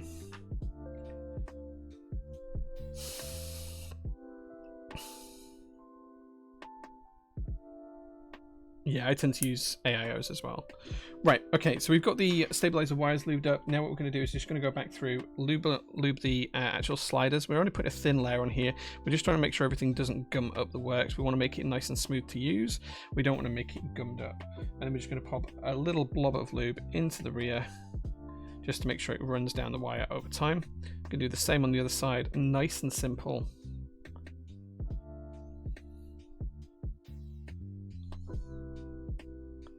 Just like so. That's one done. Finish off the other ones. How did the units in the garage go? Do you know what? I haven't actually got the units for the garage yet. Because we went on vacation on holiday just before I finished the garage. It's a project that's still ongoing. So 90% of the floor is down, but it all needs to come back up and go back down again because the last 10% has arrived. And then the lighting needs to go up first, and then I can order the units for the garage itself. I know which ones I'm going to buy. I just haven't actually bought them yet. So yeah, like I had full intentions of buying them before we went away, but I haven't bought them as yet. But I'm hoping that in the next couple of weeks, once it's a little bit quieter here at PT, I can just get the garage finished, spend a couple of Thursdays on it, and just get it completed. There's probably about 10 hours of work to get the garage fully finished, and I just haven't found the time. And some of it's a two-man job, so it's finding someone to come and help me as well. Because like putting the lights up on the ceiling is definitely a two-man job. I can't do it on my own, unfortunately.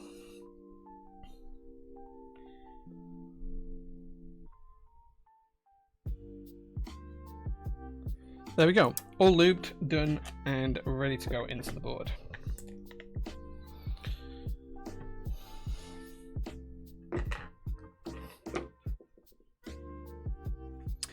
Right.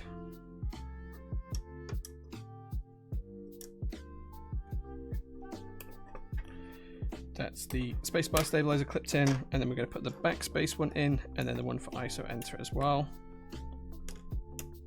These are holding nice and firm into the PCB. I do like it when stabilizers actually hold firm into the PCB and don't just wiggle out. It's always a little bugbear of mine when they do come out. They look good. We can now screw those in. So we're just going to take our little washer, going to pop it over the end of the screw, if I can pick the screw up, and then we're just going to screw those down.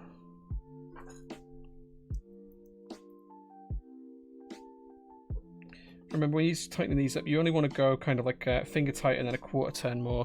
You're not trying to kill the PCB. I have seen people do this and screw in stabilizers and crack the PCBs. You're not trying to do that. You literally just want them to hold in place. You're not trying to kill the PCB with them.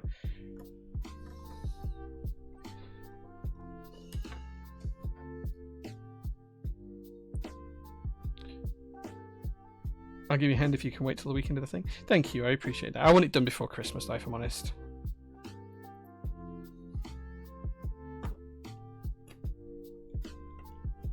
But I appreciate that offer.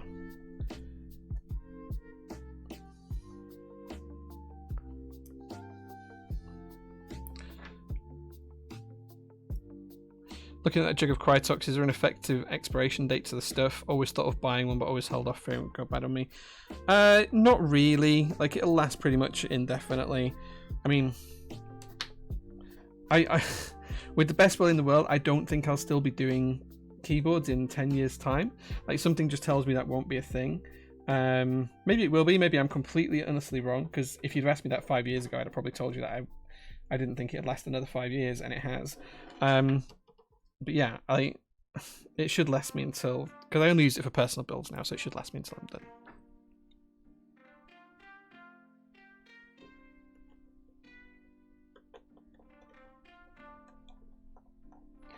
Okay, that's our stabilizers in. All looking good. Next job is to pop the plate and PCB assembly together and pop some switches in. So let's get some switches. You guys pick Nixies, so that's what we're going to use today. Can always pass it on as a family heirloom. Maybe. I don't have a family to pass it on to. That sounds awful. I don't have any children, and I have no plans to have any children. Sorry, I made that sound really, really bad. I'm pretty sure my wife doesn't want to inherit keyboard loop. Maybe I'm wrong. Maybe she does.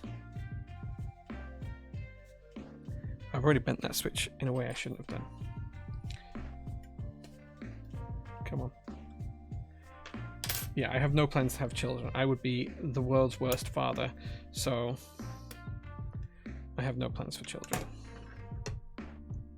It's only ever so slightly bent. There we go. Incredible. Incredible, Tokyo. Thank you so much for the follow. I appreciate that.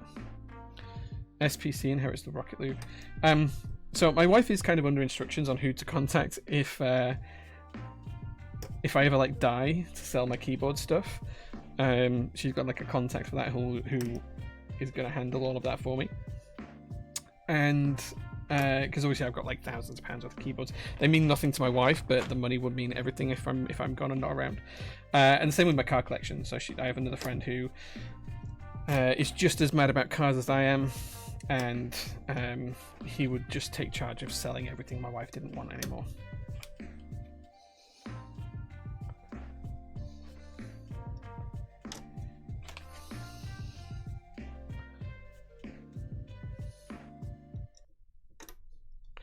Its prototype is profitable, although it's multi-million-pound organisation. You've said in the past the profit margins are very small, and a lot of the time they use the money. Overall, yeah, we make a profit. Like, that doesn't make me money. I own the company, but I don't take money out. Like, Prototypist makes profit every year. We have to make profit, because from profit becomes from our gross profit margin, we have to pay things like staff salaries and rent for the warehouse and everything else, and that's, you know. Like, if we don't take £1,000 in revenue in every single day, we are losing money. Like, that's just the costs to keep the business running. But like, in terms of like actual profit, yeah, we make a bit of profit, and that all gets spent on the community, bringing back products, putting them into stock. It gets spent on making sure we can offer new products, research and design, that kind of things. I pay myself £11,995 a year. That is literally all I earn. I am the lowest paid member of staff by every single metric. If you go by hours, I earn less than a quarter of the national minimum wage. If you go by overall actual pay packet, I earn less than half of what everyone else gets paid every month, even though I'm the only full-time employee. Everyone else works part-time. So yeah, like, is it profitable? Yeah. Does that mean it's profitable for me? No. I don't make any money out of it. But the thing with margins is I would rather sell a lot of things at a small margin than a couple of things at a high margin, because I think that's just better for the community overall. And I think it's better to have things in stock for the community than to not have them in stock.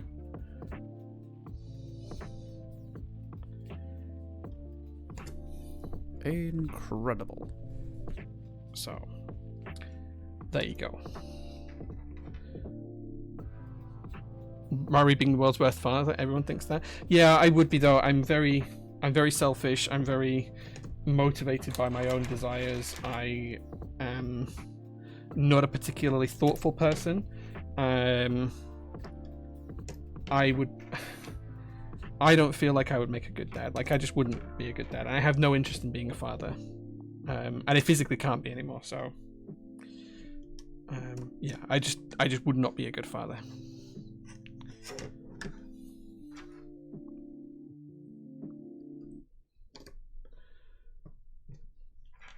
How much national insurance and tax do I pay? Personally, nothing. Because I have no income other than the income I have from PT. I basically live off savings, and I have done for the past 4 years. In fact, the company's been running for 4 years this month. It's PT's 4th birthday this month. On the 1st of November, we've been incorporated for 4 years. I've only taken a salary since April 2022. Up until April 2022, I didn't take a penny out of the business. I wasn't paid for my time here, even though I was doing it full time. And it's only since April 2022 that I've earned just under 12 grand a year. And when you work it out on like a per hourly basis, it's like £1.80 an hour that I earn.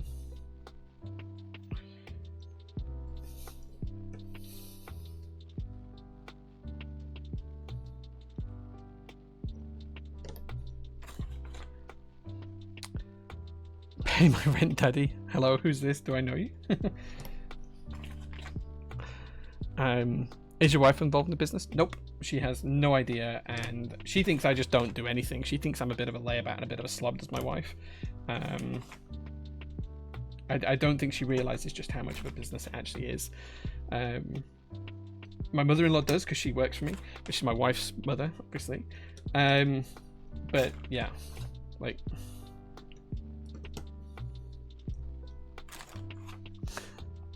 Yeah, my wife doesn't understand it. She doesn't get it, and she's not involved. She comes to workshop like maybe once a month, if that. Oh gosh, how does this go? I think it must be like that. Yep, that looks good. Yeah, my wife doesn't have any interest in keyboards.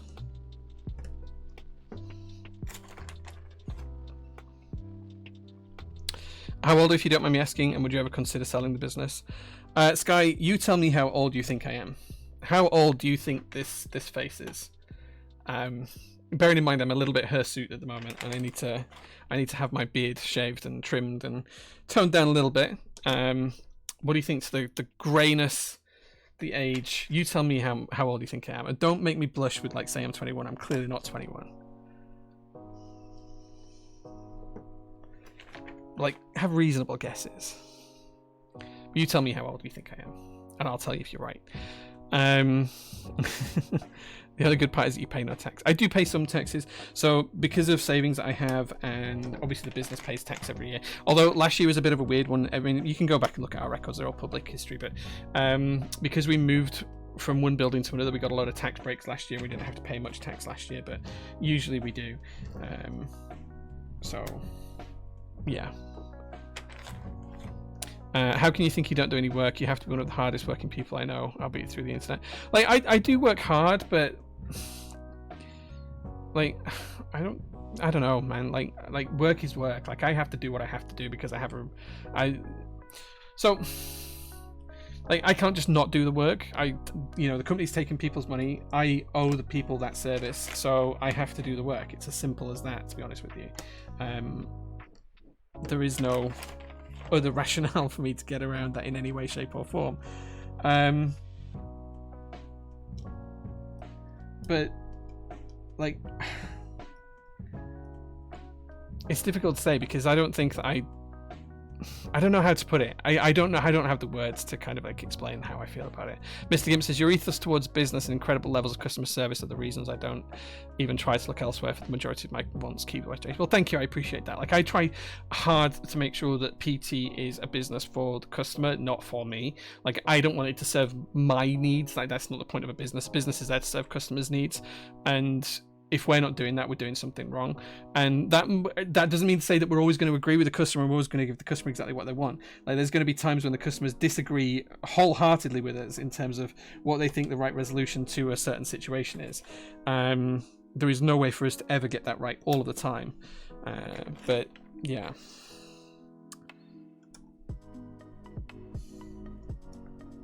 I feel like that's wrong. I feel like there shouldn't be 3 1 U's there. Is that right? It feels wrong. It feels wrong. I'm just going to take the switch out. I'm going to have to get some keycaps for this bit. But like, yeah, if we're not serving the customer's needs, then we're doing something wrong. And I'm not sure that serving my needs is ever going to make sure it serves the customer's needs as well. I just feel like that's a fundamentally wrong way to run a business in my head. Why won't you go in?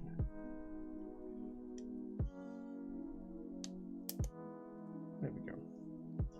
Okay, that looks better. That looks correct. I think we're good with that. It's time to start solving. Beardless 20, 55, thank you True Blaze. 34 says Jason, 37 says Tokyo, 73, 37, 39 says Trojam, 42.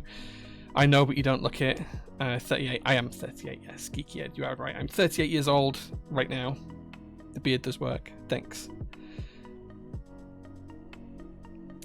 He's in a part of the world where if you don't come back from work covered in cold, you don't go to work. That's what I always say when people ask what my dream job is: unemployment. Yeah, I mean, technically, I'm like the director of the business, the owner of the business, but like realistically, I'm just a what needs to be done today kind of guy. That's my job. Let's try and go through some of these questions because we are going to be into the AMA section of the stream soon, so we are going to be able to tag me and ask me anything. But I'll try and answer what you've asked these. With the low pay, do you still live a comfortable life? Yeah. So Sky, I was lucky enough to have a really good career before PT, before Prototypist started. I was in fintech for 15 years. I have a lot of money saved up, and I did quite well for myself. I don't think that's any secret. I don't think it's anything I need to apologize for either. I think it's just a fact. It is the way it is. I basically live off savings. Now, ultimately, those savings will one day expire and I'll need to do something. I'll probably at some point have to go back to a corporate day job. I don't want to do that, but at some point I'll have to. But yeah, I still live comfortably. My wife still has a good paying job. She still works full time. I have other investments. I have other, not revenue streams or income streams, but I have other sources for funds if I need them. So yeah, so would it help me to earn more? Sure. Like, it always helps everyone to earn more money. Do I need to earn more money and take more money out of the business and take more money and funding away from the community? Not right now. And if I do, I'll make it public. If I ever need to take like an average salary, like 40 grand a year, I'll make it quite public. So I'll just make it quite public. You feel because it's something you enjoy, you don't see it as work. So no, I don't think that's either. Like, I do what I have to do because I have a commitment. Taking someone's money means I have a commitment to them. So if I take money for a product that's not going to deliver for 2 years, I am then on the hook for that. And I'm a very big believer in completing the job. I don't like doing half the job. I'm not that kind of guy. Sometimes I might procrastinate a little while until I get the job done, but if I'm doing something, it's getting done and it's getting done right. It's not getting done by a half measure. It's not getting done by a quarter measure. It's not getting done to 99% and then not pushed over the line. Like, I'm the type of person, if I'm doing something, it's getting done. Whether I want to do it or not, that's ultimately where I'll end up. So it will get done. So yeah. Do I enjoy work as a whole? Like, there's things I like and things I dislike, right? Like, I don't like packing boxes. I don't know anyone who would like packing boxes. It's not fun. Do I enjoy the QC? Not really. That's not the fun part. Do I enjoy the design elements, coming up with new ideas, testing stuff, speaking with designers, that sort of stuff? Absolutely. Yeah, 100%. So it really depends on what it is. I think we'll answer the rest of the questions whilst I'm soldering, because it is time to start soldering now. So everything's there. I'm just going to do a quick check for bent pins. I don't think there is any. I feel like I'm pretty confident that everything went together nicely, but I'm just going to check. Oh, I say that there is one here. There's a bent pin on that switch. Yeah, just put a replacement in. Is that one on the next one as well? No. So yeah, so I'll just answer the questions in a second when we do the AMA. So if you do have another question you want to ask me, just tag me with @JPrototypist, and then I'll get to the question whilst we're soldering, and I'll answer it. You can ask anything at all. I will be completely open and honest. I'm an open book. I have nothing to hide. So just ask anything at all. It doesn't matter what it is, as long as it's not going to get me banned off Twitch, and as long as it's not someone that's going to upset somebody else, then I'll answer it. And if I can't answer it, because there are some questions that obviously I can't answer. I'll tell you why I can't answer it, which I think is the fairest I can be. But no questions off limits, as long as it's like stream safe to answer.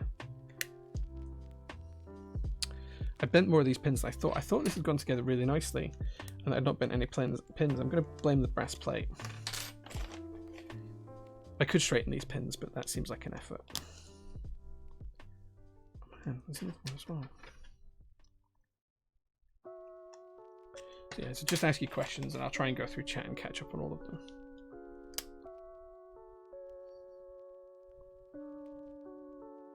Okay, that one's not bent, it just looks it.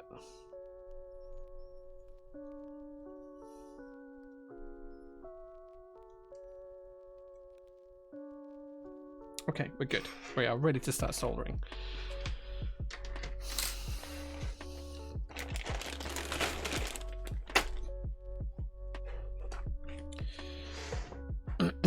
Right, solder time. What else do we need? Power for the soldering guy. That's what we need. Oh gosh.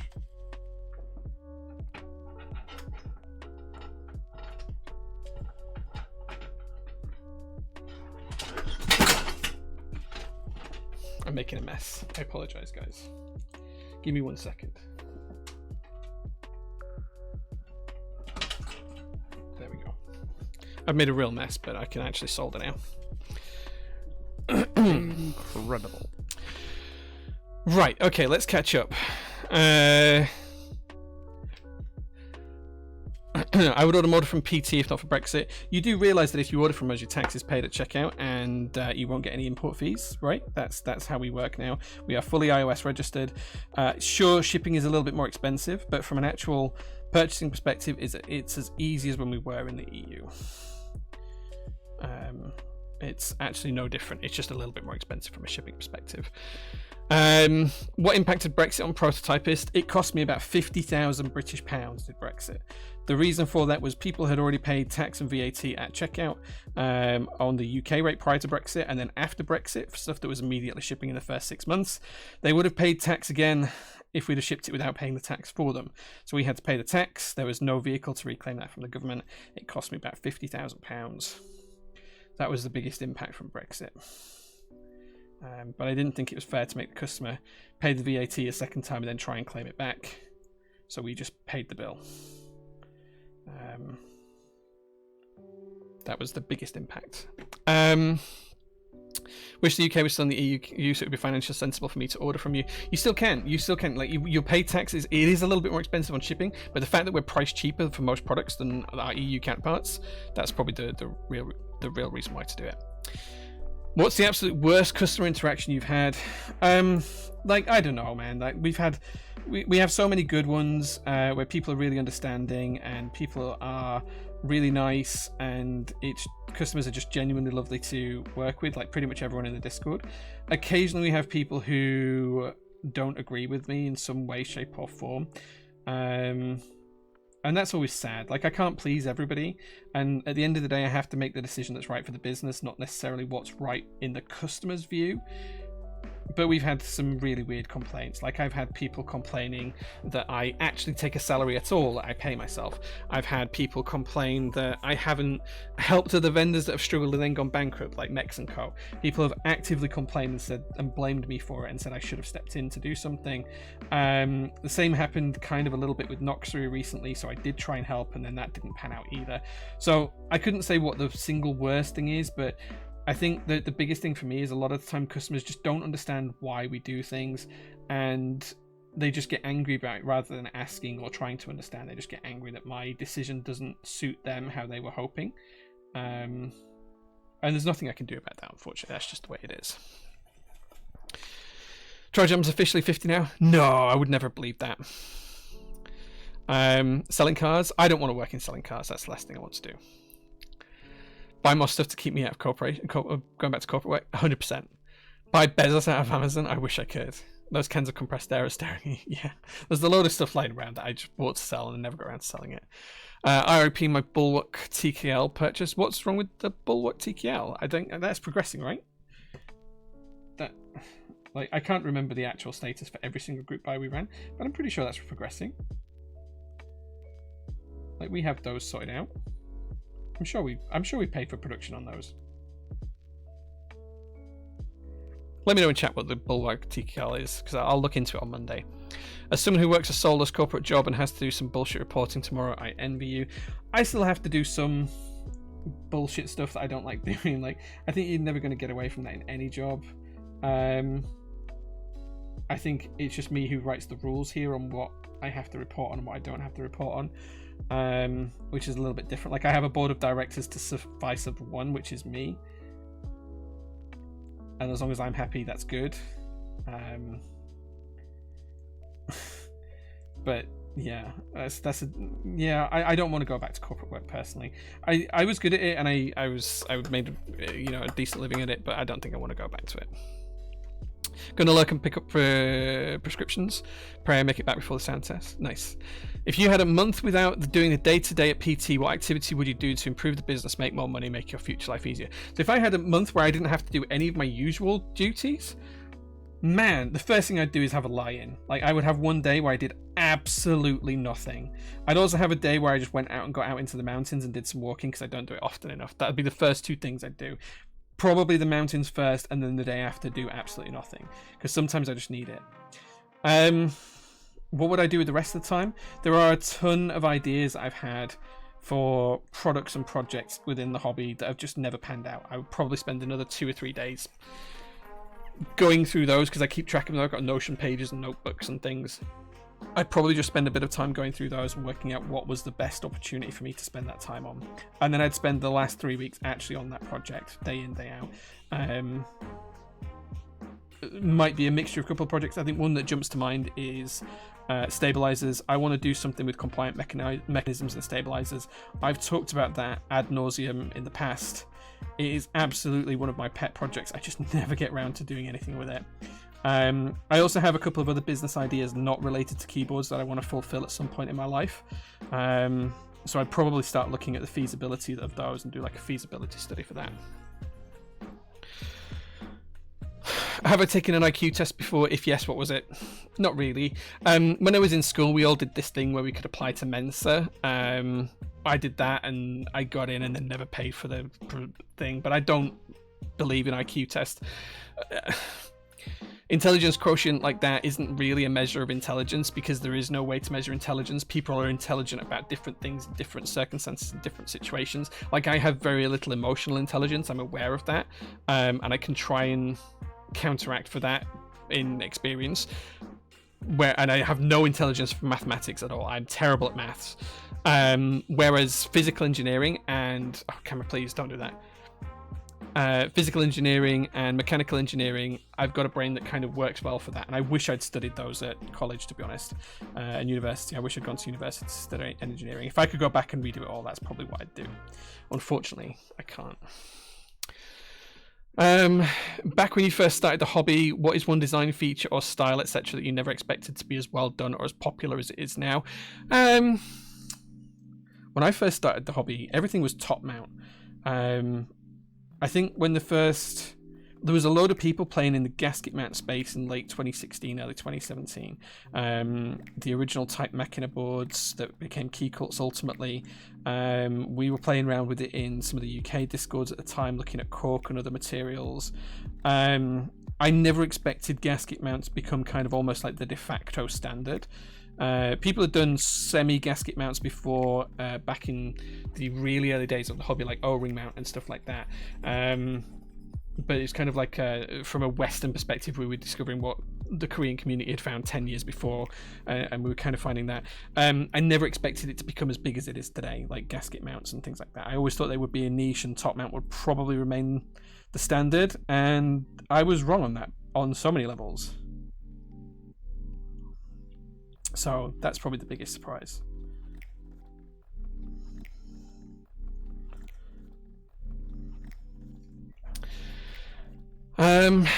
What are your thoughts on the whole Mexico drama as a fellow vendor?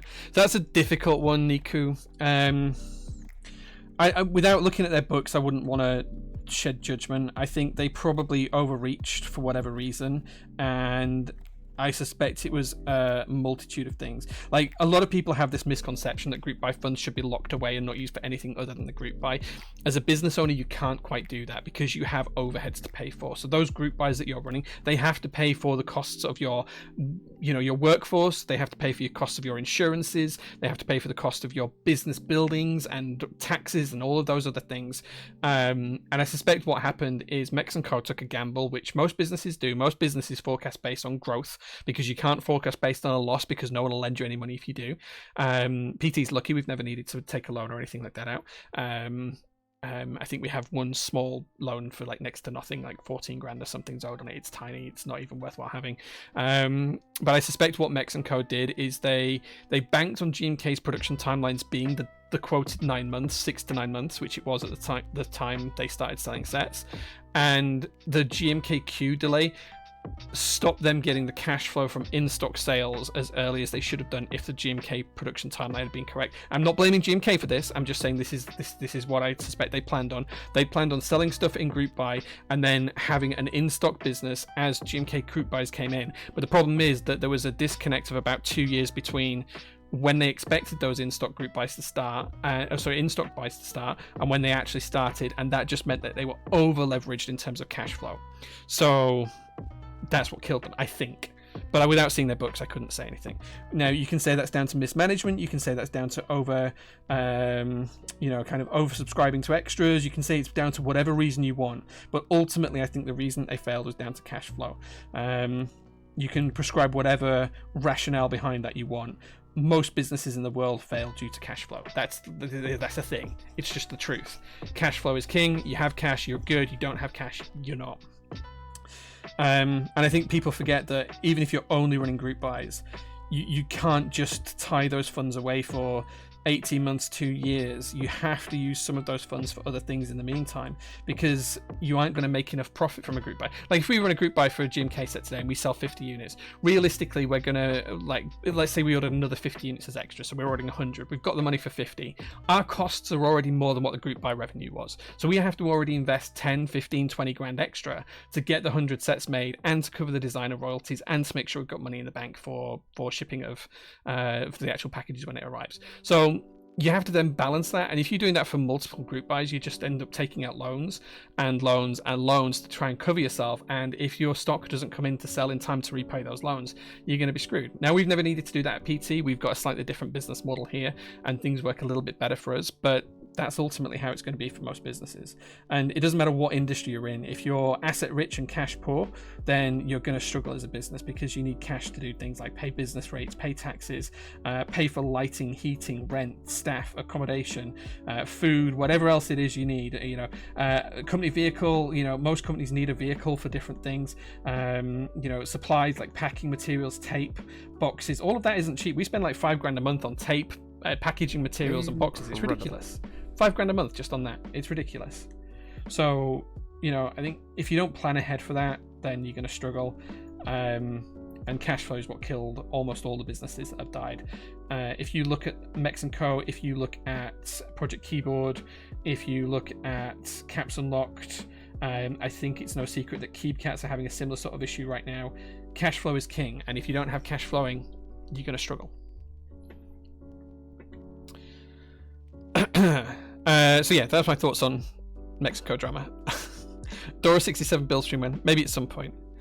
Taxes paid at checkout last I ordered, very happy this was added. Yeah, we try and make it as easy as possible for you customers. If you could build anything, a car, house, monument, building, what would you build? I've always wanted to build my own home, always wanted to do this, and one day I will. I swear it is something I will do one day. My first job out of school, before I decided to go to sixth form college, I got to work briefly at an architectural company, and I was just fascinated with how buildings go together and how engineering works. Like, it's just something I want to do. I don't think I could design a car. I have built a car from scratch. I built a Caterham kit car with a friend before. I did have my own kit and then sold it because I just didn't have the time to build it. But yeah, cars are fun, and I've got a couple of projects on the go with cars. I've got a Nissan Cedric P130 that's in restoration at the minute. That's kind of going to be a bit special when it's finished. But yeah, house, that's kind of like one thing that's kind of like my dream project, is to have the time and the cash to build my own house.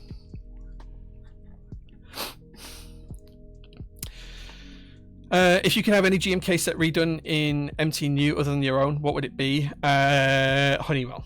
MT New Honeywell is something I hope is on the books. I've already asked GMK to look into it. If they don't do it, I will. That's as simple as that. Are you entering the giveaway for the Blue Edition Xbox? No. But DM me a link, because my niece and nephew love Bluey. So DM me a link. What would I change about the UK? What would I change about the UK?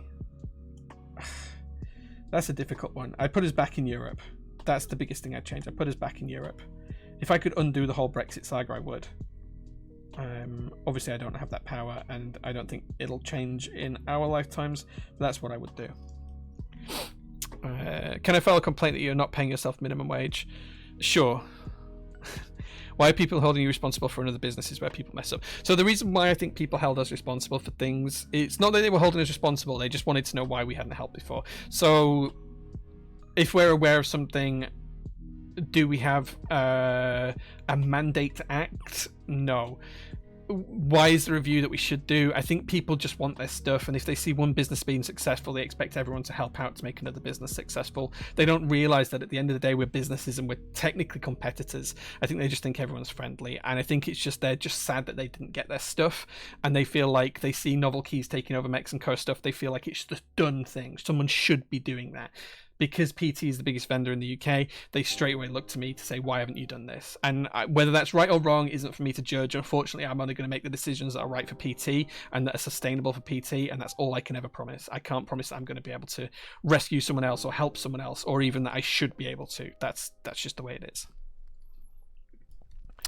Do you think Rama Works is the next exit scammer? Alaric, I can't discuss that because I'm currently in legal proceedings, so I can't discuss anything to do with Rama Works right now. Oh, you ordered the bullock from Mexico? Ugh. Email me. Whoever it was, email me. I'll see if I can fix it. Now I feel bad for sending an email about why my order was 5 days late and you replied once it had already arrived because I didn't know you were on vacation. It wasn't even your fault. They delivered to the wrong house and they brought it around 5 days late. Don't worry, Sky. Like we get complaints about stuff like that all the time. That's just standard stuff. This past couple of weeks I've been here on my own. As I mentioned earlier on in the stream, Leo left a couple of weeks ago because he got a new full-time job. Mel's been off for the past couple of weeks because she's not well. She's got an injury she's recovering from. And that's just meant that I've been the only one packing and shipping orders for the past 3 weeks or so, which has meant it's really tough because I've got everything else to do as well. So, yeah. So I apologize for if my email came through, it's a bit terse. I just have to reply very quickly to things sometimes. What was your job base when you worked? I still do work. You sound like my wife. I was in senior program management for fintech. Do you have a Sage Barista Pro before the new coffee machine? If so, how do you rate the Barista Pro? I didn't have a Barista Pro. I had the Oracle Touch. It was pretty good. If you've never made coffee before, it's great for people to make a nice cup of coffee at home if they don't want the whole hassle of WDT and correct dosing and all of that kind of stuff. So that's what I had before. Oracle Touch. I still have it at home so that my wife can make hot chocolate and I can make a coffee when I'm there. Although I'm here more often than I'm not, so most of my coffee is drunk here at the workshop. I hope that makes sense. If you could steal a prop from any film set, what would it be and where would you keep it? Ooh, a prop from any film. A prop from any film. I would like the taxi cab from Fifth Element. Where would I keep it? I'd hang it from the roof here at the workshop, and I'd make a little walkway so I could jump in it, and I could have my wife throw herself on the bonnet and go multipass. But yeah, I would like Dallas Corbin's cab from Fifth Element. That's what I'd like. Is your webcam an Insta360 because I keep triggering the following action with that gesture and it's very annoying? Yes, it is. It is.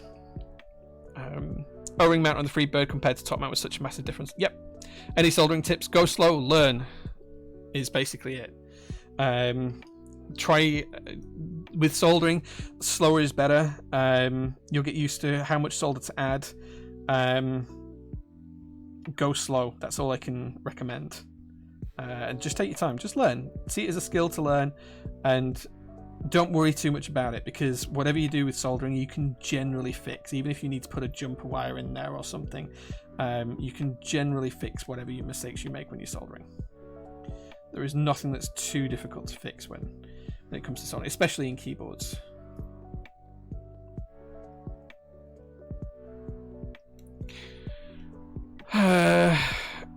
People have to understand that most of these keyboard vendors probably weren't working in retail, e-tail businesses. Big risks everywhere. Maybe. All of my assets are on my body. Fair. I'm very late. Nearly finished a key. How are you, Jay? I'm good, thanks. Thanks for asking.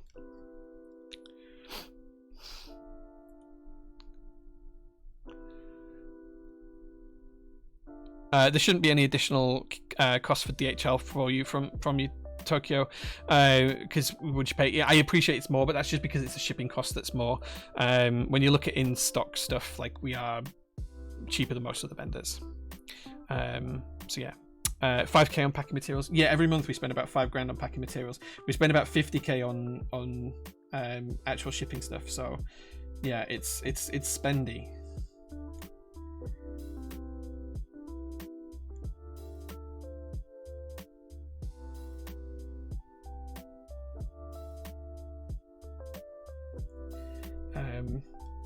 Shipping is one of the biggest things, one of the biggest single costs to us, in terms of the invoices that we pay every month. But yeah, we actually pay them weekly, because we have like accounts that are rolling 30 days but on a weekly basis. So yeah, we pay DHL every Thursday and we pay UPS every Wednesday, I think, something like that. We have got a little bit more soldering to do. Where is it? There it is. MX Master, I presume it's custom. Given the logo on it, yeah. I'm just going to prop this up here. What we're going to do is we're going to solder on the... I really need a helping hand here. We're going to solder on the connector first.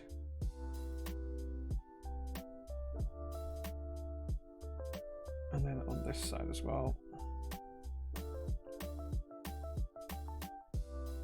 And then we're going to solder the pins.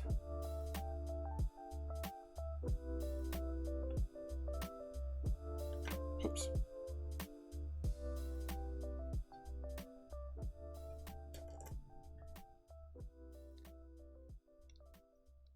There we go. And we're going to solder the other side as well. Just 3 pins on here.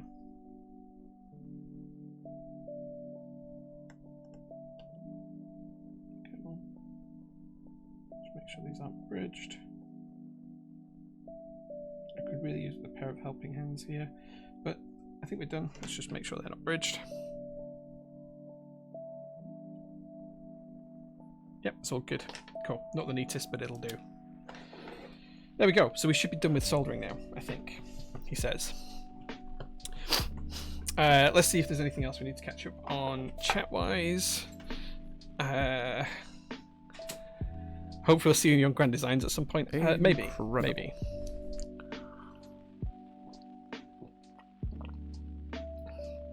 Let's put the UK in Southeast Asia. Sure. Civil engineering, you've lost all creativity. Man, that's one thing I'd love to get into, civil engineering. Let's see if we can finish off these questions if there's any more. Lemon Zest, thank you so much for the 8 months of subs. I really appreciate that, dude. I work in an architectural field, can definitely agree it's cool and fascinating, although I wish the pay reflects the amount of work we do. Ain't that the truth? I lost a ton of money on the Hubble 65 and I don't expect anyone else to foot the bill.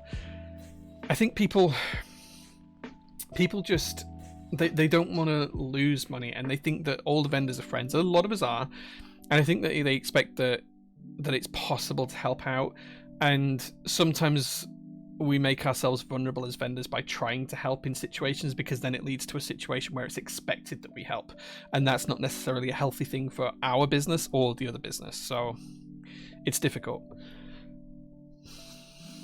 Can you tell us more about what happened with the police coming to you at the warehouse? Yeah, so what happened was I tried to help Noxury Keyboards, Zondat or Anthony. Anthony, I wouldn't say we were best friends or anything like that, but we knew each other. He'd been to the workshop a couple of times. We'd done a car meet here. He brought his Alpine over. He'd seen some of my cars.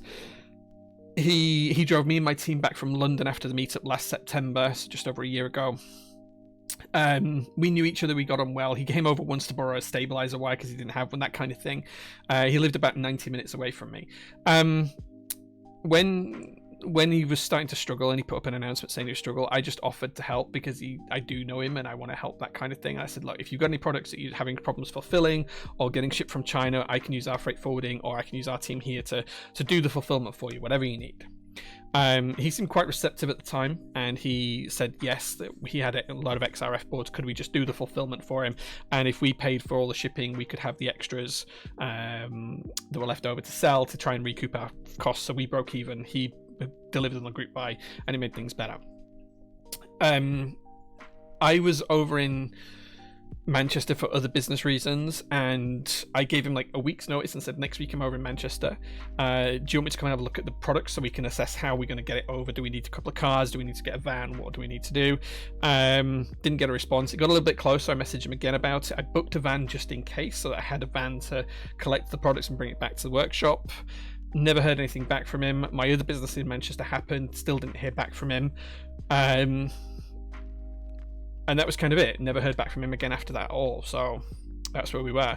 When, obviously, I made this public in the Noxery Discord, what happened then is when people were reporting it to Action Fraud and Manchester Police, they probably mentioned that I was trying to help. I think that Action Fraud and Manchester Police got the wrong end of the stick. They thought that I was some way culpable or liable or required to be shipping these products.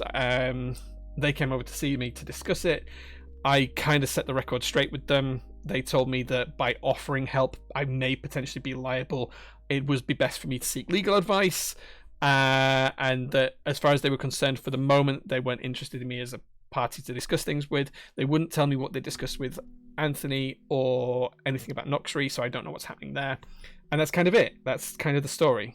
So basically I had to spend 90 minutes defending myself for something I wasn't even accountable for because I tried to help.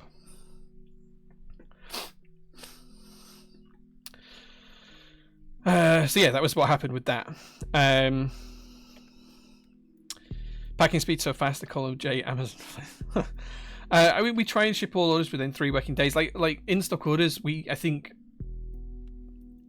although we say it's within 3 working days, I think it averages something like 8 working hours or less. So yeah, we try.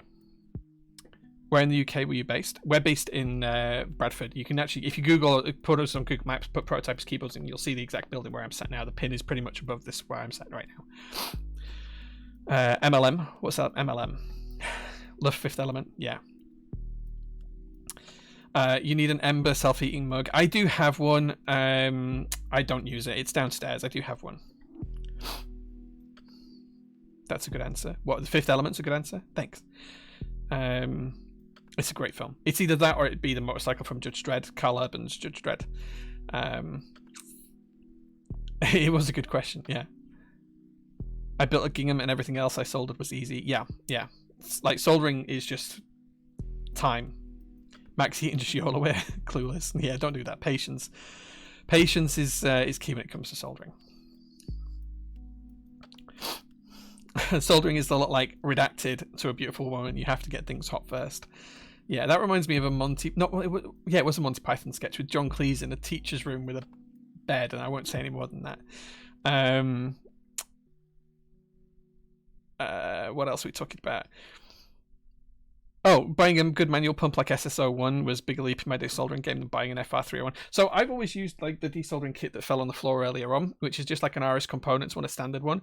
And I used to have a Hacko, and that stopped working a while back. And I reached out to Amazon last week, and they sent me a brand new Hacko, like even though it was like 3 years ago. So I actually have one that's brand new and unused. Because mine just got clogged up and I didn't have replacement parts for it, and I kind of gave up. How did NK fix the group buys of Mexico? So they took on a load of the Mexico stuff that Mexico hadn't paid for. I don't know the full details. I wasn't really involved in it, but I think that's basically what they've done. What's going on with my keyboard now? Still waiting for my chapter 1. I don't know. As far as I know, they're doing okay. Jason Wan says, so I've still got an outstanding order for GMK Lazurite that has a Ramal novelty in it. Reckon I should expect that missing piece. I can't talk about Ramal stuff on stream for legal reasons, I'm afraid. the bottom line is, the only thing I can say is we expect Rama to deliver on the products that he has promised to deliver on. That's all I can say right now.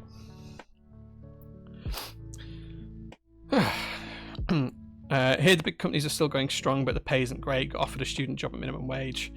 McLaren wind tunnel, yeah, that's pretty cool. I got to go to McLaren's actual Formula One headquarters August this year, which was really cool. So I got to like go around the whole McLaren Center and everything else. It was fantastic. See the lake, see the cars.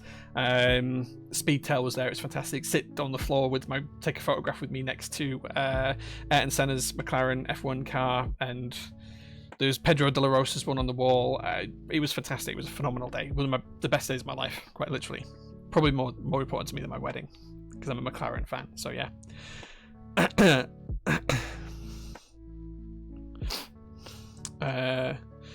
They did the sale, but their communication is quite frankly just not enough. Haven't earned anything proper since a month. Wait, what? Wait, what?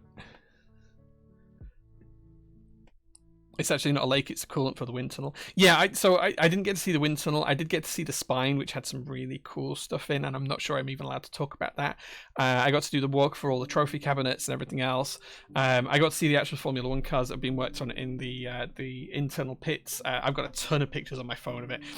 It was one of my favorite days of all time, just getting to go to see the stuff at McLaren. Let me see if I can find the pictures.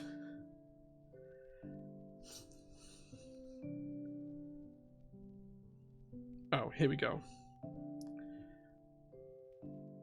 It was just after Lando had won his P2. It was in July. I went. Sorry. Let me change that thing.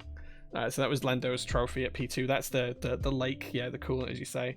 Lando Norris British Formula 2 Grand Prix. And I got to. Oh, there's me underneath Pedro de la Rosa's car. That is literally hanging on the wall. I'm stood up on the floor. I'm not laying on my back. Which is really cool. There's Ayrton Senna's McLaren Formula One car. Just an absolute beautiful thing. That's the back of a Speedtail, I think. Full carbon fiber F1. There's the Speedtail. Look at that silhouette. What a beautiful car. What a beautiful car. So I got a nice little private tour around. It was phenomenal. It was one of the best days of my life. This is one of my favorite pictures of the day.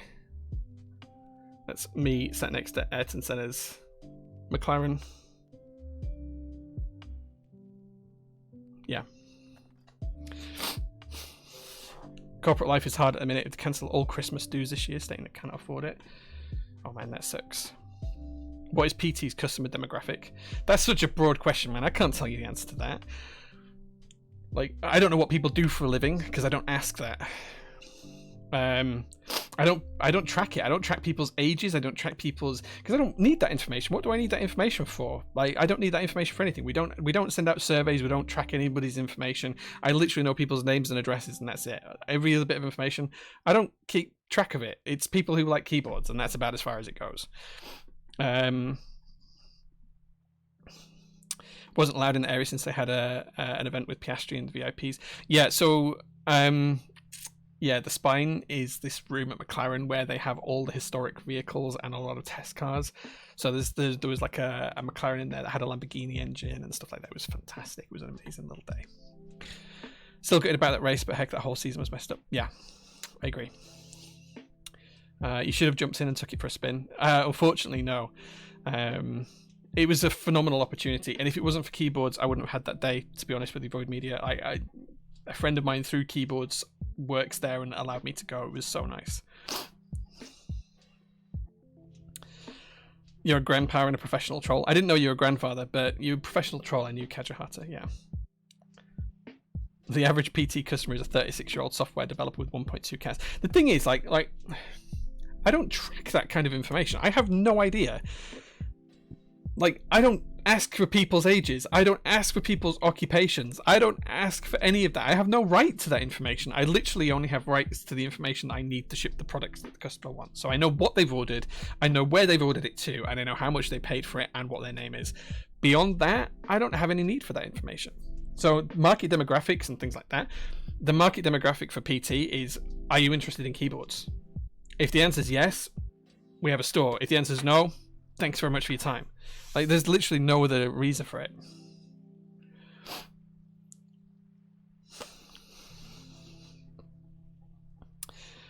So yeah, the details aren't worth anything anyway. We're all broke due to keyboards, for sure. For sure. Jay has my foot picks. I do not. I'd know if I had those. The less data you gather, the less there is to worry about looking after. That's very true. That's very true. It's very, very true. 39 female Scrum Master, 2 cats. Do you know what? If I went back into corporate world, Scrum Master is probably what I'd want to do instead of program management. I'd probably go back as a Scrum Master. I'm fully accredited, so maybe that's what I'll do one day. Who knows? We'll see. We'll see. So yeah. I mean, I have a dog, no children, and I'm 38. So, you know, I'm size 9 feet.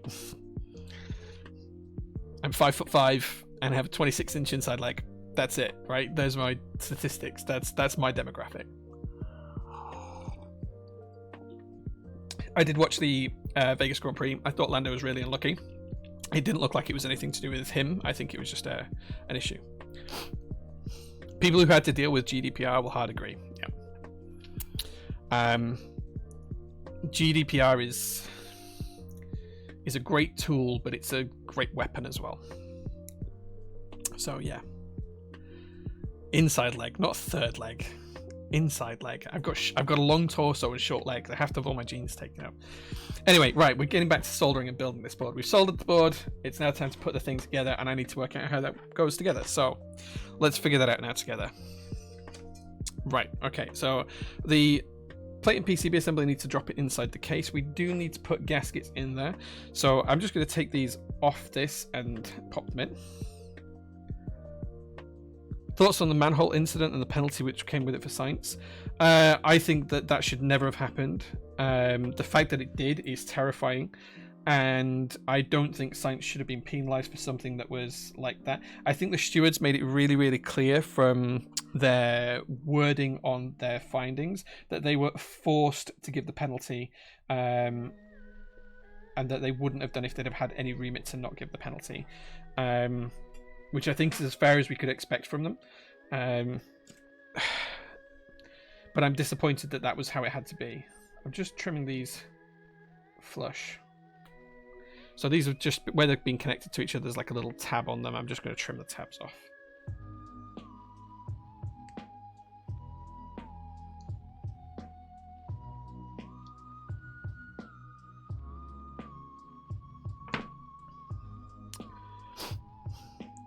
Build guide. I'll make it up without that. Thank you. Thank you, Chris. This should never have been a penalty for science. I mean, it should never have happened in the first place. There should never have even been needed to have been a penalty for science because it shouldn't have happened. The fact that it did is terrifying. Because it could have quite easily killed him. The fact that it actually came through the bottom of the cockpit of the car and actually damaged his seat should never have happened. It's just, it shouldn't have even been within a million miles of happening.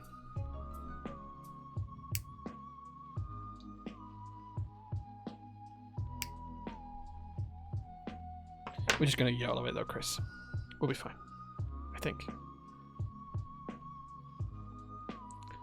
The Rolls Royces made me chuckle. Yeah. Like, it's not the only road course that they go to in, like, street track that they go to, circuit that they go to in the world.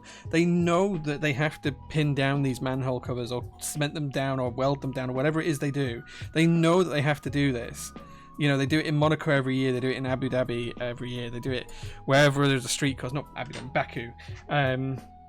So the fact that they didn't do it is just terrifying. Or the fact that they did it to a standard that wasn't good enough, it's just mind-blowing. I don't understand it. I don't get it.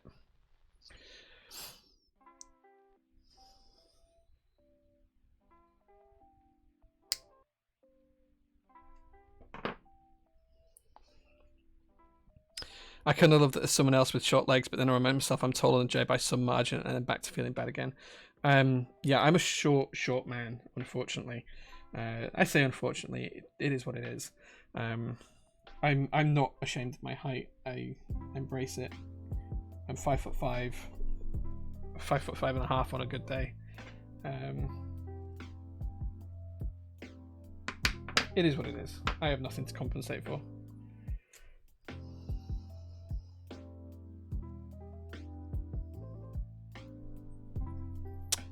About 50% of our customers are from the UK. The rest are worldwide. That's the rough makeup in terms of like where we ship to. We've shipped to 171 countries, I think now. We've even shipped places like Tuvalu. We've shipped to Antarctica. We've shipped to North Korea. There's very few places where we haven't shipped to now. So yeah, it's about 50-50. 50% in the UK, 50% worldwide.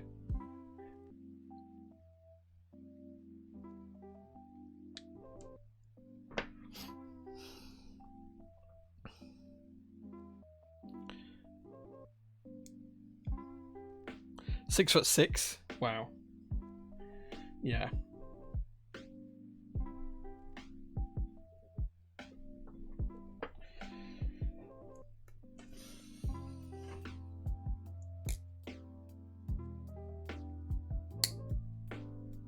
I don't like that I've got to trim all these. But I think we're just about done for gaskets on this layer. And then we've just got gaskets on the polycarbonate layer to go.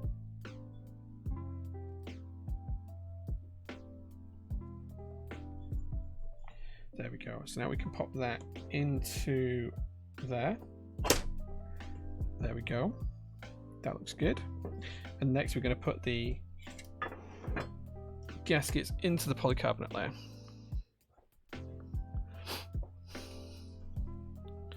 What were the shipping costs to Antarctica? I can't remember. It wasn't cheap. The customer paid for it though. I don't know why I've trimmed that because I don't actually need that one. Oh, I do need this one. "Your beard is glorious. Many men would dream of being able to grow a beard one that lush and full." It needs a trim at the minute. It needs a trim. It's a little bit scraggly. The camera makes it look better than it is. Thoughts on the Delta so far? I think it's a great board. Like, it's fantastically machined. It's nicely made. I think it's highly underrated. I don't think enough people are even aware of this board, to be honest with you, in real life. Like, sorry, in the community. I don't know why I said in real life then. That didn't make any sense. I think in the community it's just not something that's well known. And I think that's a real shame because I think it's great. It's well designed. It's well put together.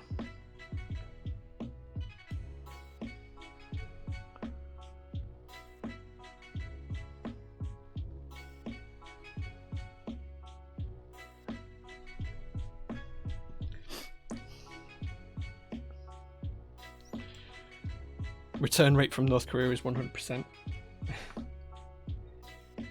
We had no issue shipping there. It was expensive and it took time, but DHL managed it. DHL also managed to ship to Antarctica just fine as well. Although that took a long time. I think it was about 5 months in total for delivery. The one Steam user in North Korea needs a new gaming cube, it seems. It was a Hyper 7 from the original round.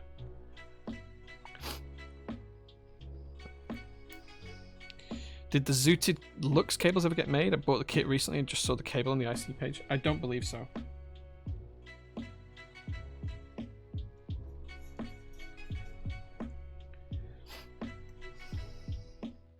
I can't remember what time of year it was, Tokyo. It was quite in the early days of PT. So I couldn't tell you when it was in the year.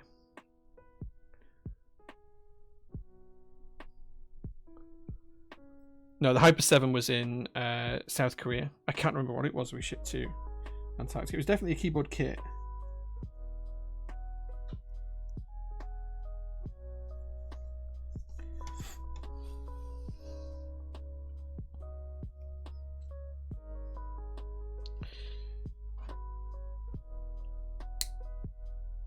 I don't like that I've got to trim all of these.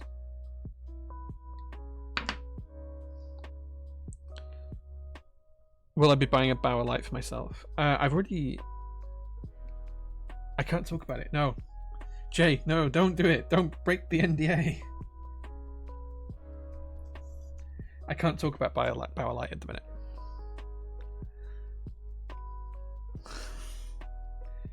Ask me after it's launched, please. Come back in a couple of weeks and ask me.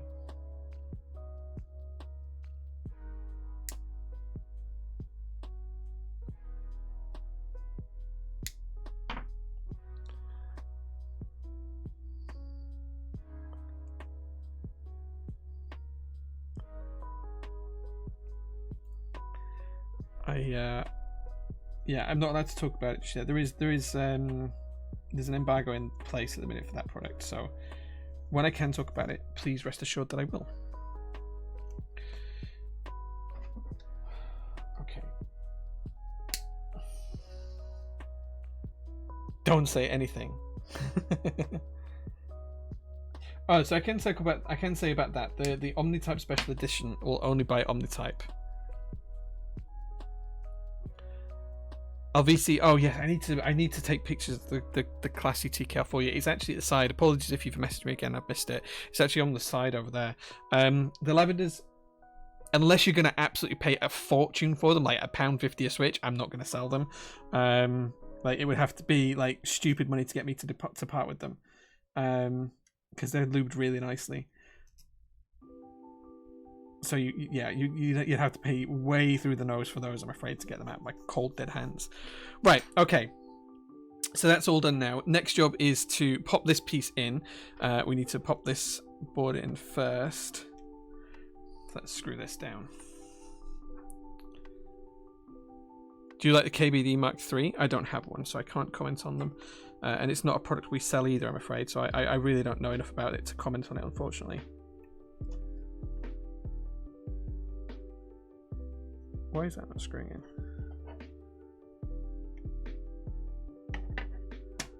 Come on. There we go.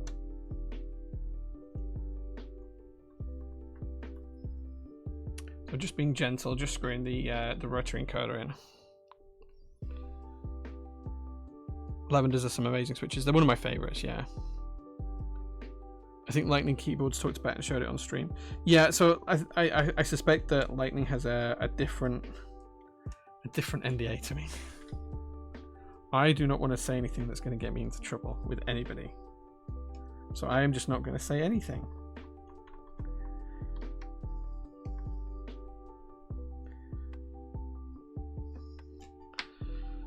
Okay, so what we can do now is, before we can drop this down, we're just going to connect the ribbon cables. So in fact, what I'm going to do is I'm going to connect the ribbon cable here, and then I'm going to fish it through. Which way around is it going to go? It's going to go this way around, I suspect.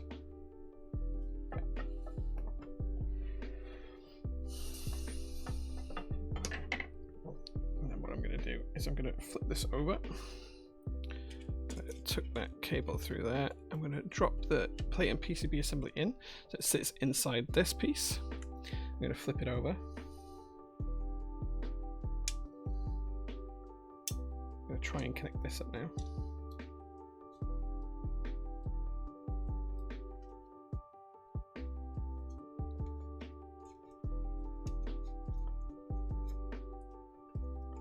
Just going to push the cable inside the board there.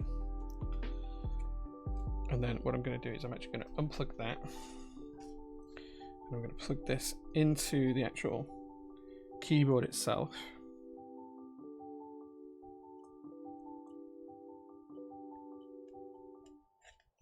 Just like so. I'm just going to use some tweezers to just push that in. There we go. And then I can pop all of this together. So I'm going to do this, flip it over. Like so. Flip that over. And then we can use the screws to screw this down.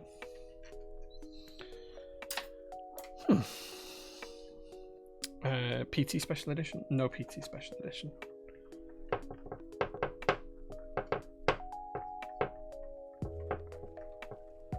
Nice to have a lawyer in chat. Yeah, if I read his prompts not to say anything in time, it's nice. Yeah. Like, I'm not daft. I know what I'm saying. I may say things for comedic effect at times, but no, I'm not allowed to discuss the Bauer Light. There's certain things I probably can discuss if I go through the NDA in detail and work out what I can and can't say.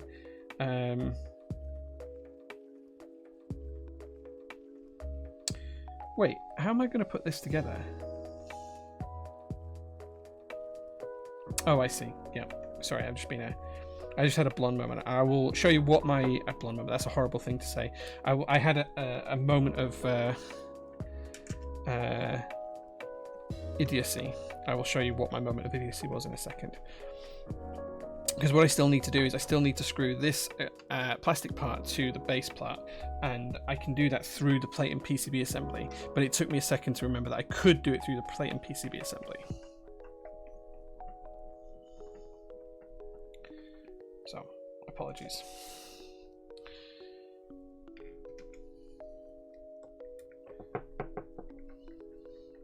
Apple are the worst for NDAs.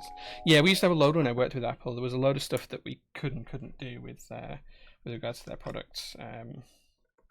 Incredible. Hi Comp, welcome from Morocco. If you only knew I had the build guide. I don't want to read the build guide. Is the KL90 worth it? The KL90 is the cheapest polycarbonate board on the market right now, and it is stunning in that atomic purple. So yeah, it's worth every penny of it.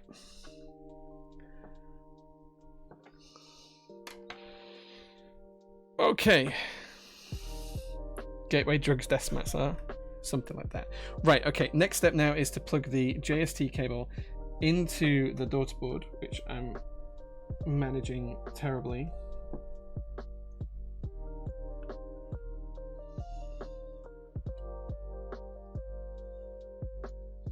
I will get it, he says. I might have to use my tweezers here.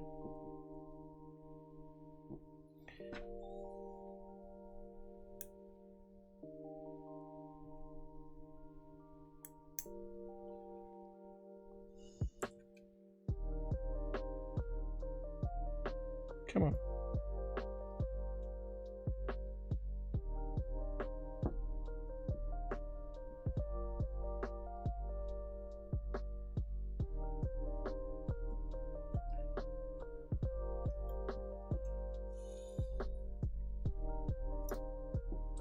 See if I can balance this here.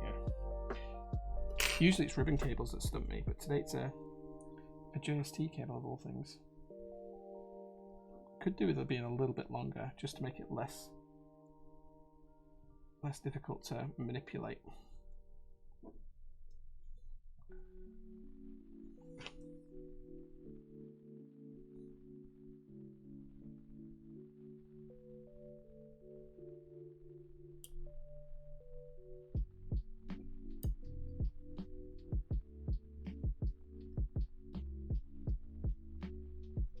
There we go.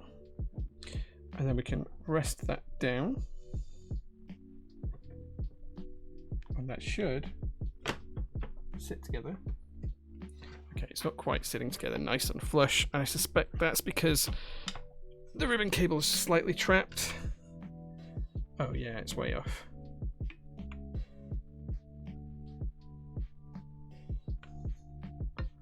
So what's happening is the ribbon cable is just getting trapped.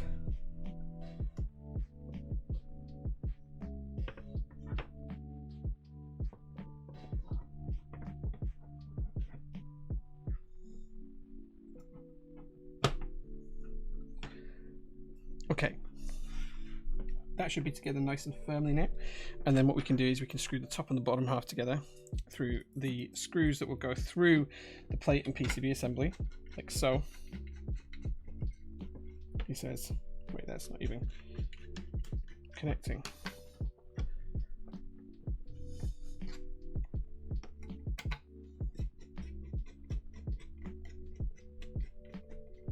Why is that not screwing in?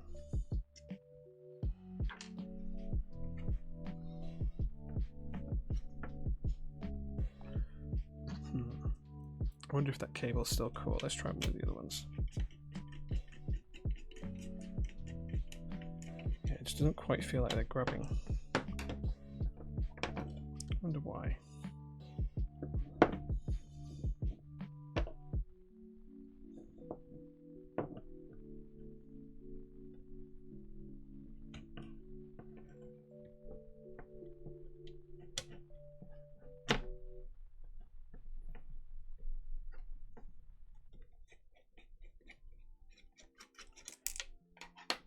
I think I know why. So I think the screws need to go in underneath. The screws need to go in underneath the plate, I think. They're not fitting through the PCB, I suspect, is the issue. Let's try one more time.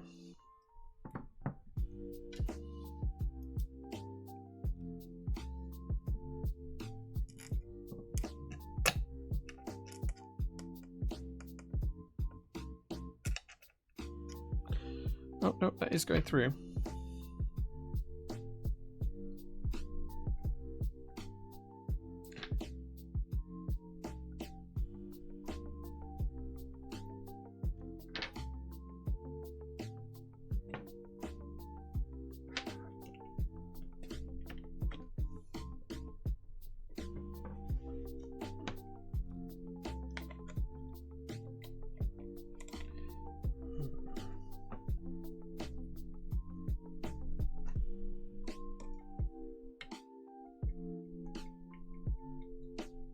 There we go. Got it this time.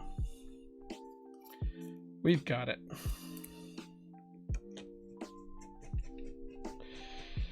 Thanks for the long stream today. It's kept me working. No worries. I like how Jay's stubbornly avoiding the build guide. Yeah, I can do it myself. I don't need help. Never read the manual. Why read the manual when I can do it without, right?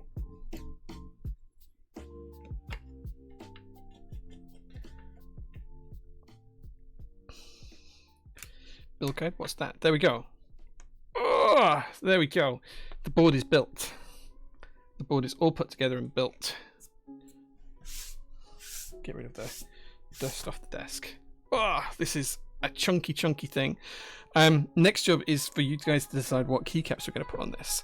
So whilst I'm putting the rotary encoder on there, Mr. Blackbrook is going to put up a poll for which keycaps you guys want to see on the board today, because there is a few different choices.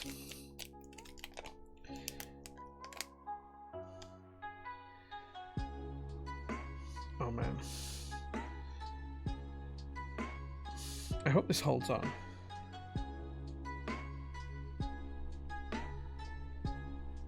Oh man, that doesn't want to go. I don't want to force this.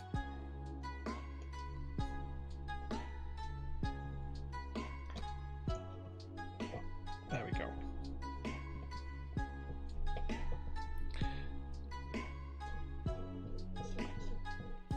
There we go. So I think the poll's coming up, I think. There we go, the poll is up. Keycap time. You've got some choices for keycaps you'd like to see go on this build today. We have GMK Fleur East, which is greens and would maybe kind of match purples and plums. Got the base kit there as well. The second option is GMK Patisserie. This probably won't work with the green, but I wanted to offer a pink set because pink's great.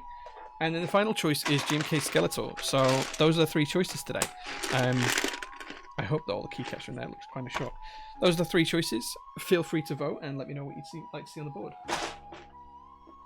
As long as I don't drop everything. There we go. GMK Honeywell. Honeywell's one of my favourites. The choices are up. Fleur East has no ISO UK. That's correct. Did you vote wrong? It's just one of those things. Skeletor seems to be winning. That's interesting. I'd like to see the side profile of the board. Sure, we can do that. There is a side profile. This thing is chunky as anything. There's the rear profile. The brass peeking through. And there's that side profile again from the other side. Adam, it is so hot. Like, this is quite possibly one of the most underrated boards of the past few years. Oh, That's so heavy. It is so underrated, this keyboard. Like, you never see anyone post about it, you never see anyone mention them, and it's such a shame because it's so beautiful. These are Nixies, new Nixies, modern Nixies, not old Nixies.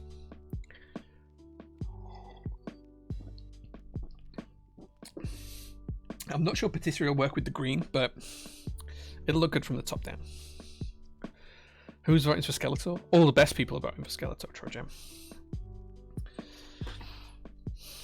Did I miss any questions from the AMA earlier on?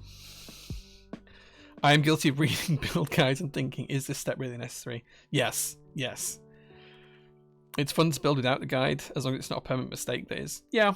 I mean, I don't know if you guys noticed, there was like a little screw mark on the plate on the inside, on the weight on the inside, where I tried to put this screw in and it marked the brass. I didn't point that out, but yeah, there was. It just wasn't lined up properly. It's my own fault. It's a personal board, so it doesn't matter.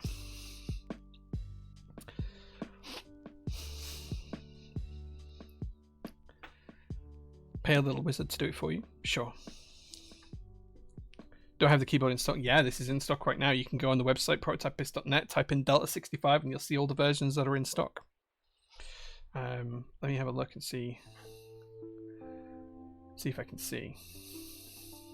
But I think it's definitely underrated keyboard. It's not cheap, and I get that, but like we've got effectively no profit margin on it. I think we're making like £3 or £4 on each one.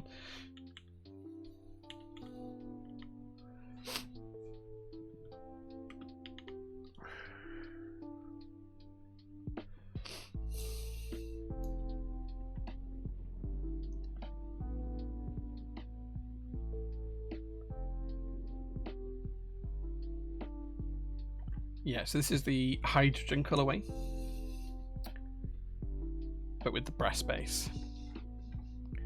Box 75 is a gorgeous board. Yeah, I've got a box 75 to the side of me. It's actually one of the things I need to build.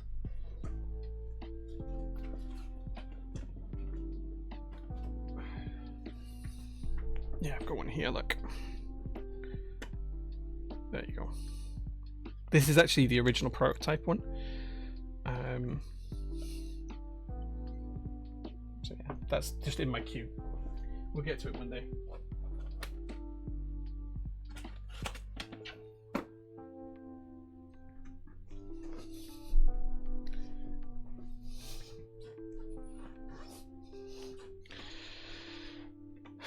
How many keyboards do I personally have?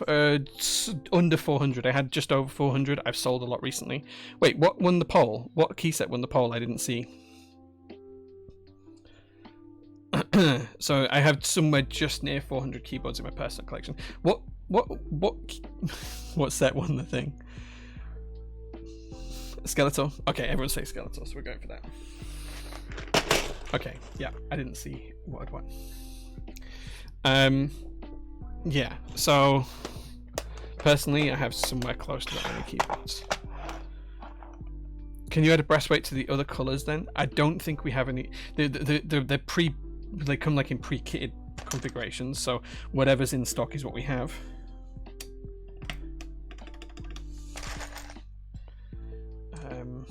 Like theoretically you could buy two and you could mix and match the brass parts if you wanted to, but that's not something we can do for you. The kits are the kits.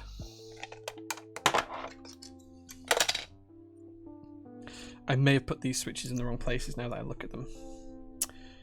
Well, Jay, what have you done? That just looks wrong. It could be my eyes. Let's go for the green escape, because the green might tie the green together. We'll see. Where does one store 400 keyboards? I own a keyboard store, man. I've got a workshop. I've got a warehouse. Like, it's... Storing the keyboards is not my issue. Buying the keyboards is my issue. I buy too many for my personal collection.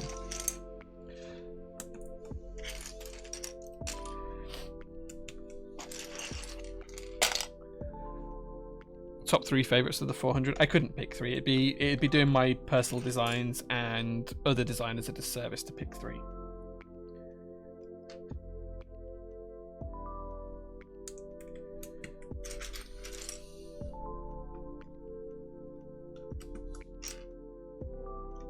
Oh, we got it right. I thought we'd put the wrong space in there, but we got it right. experience for the win.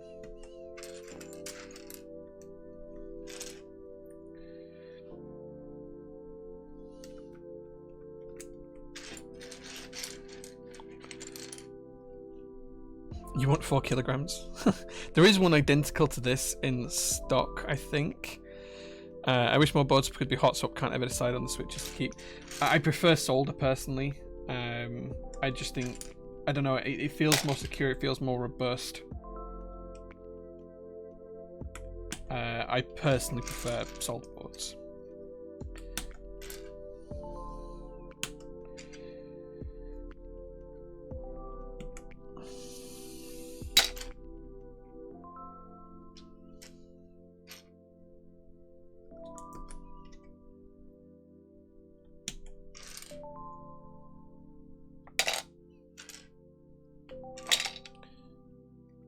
Okay.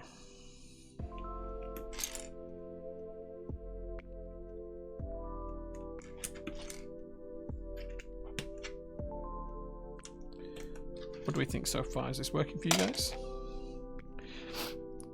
Switch soldered wrong. Nipex and Loctite it is. No, I think we're alright. I think we're good.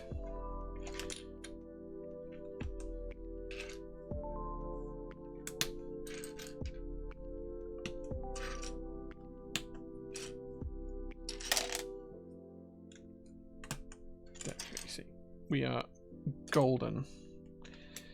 Golden like the breastplate.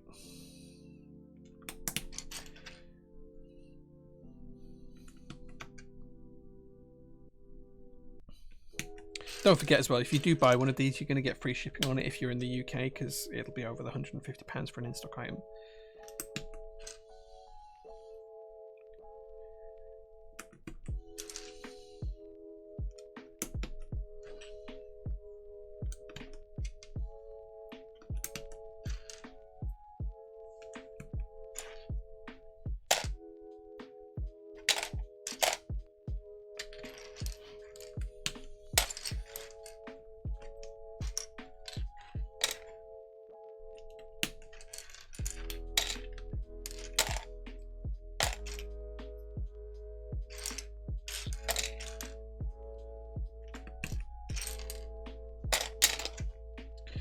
We won't use any of the yellow keys. That's the page down I was looking for there.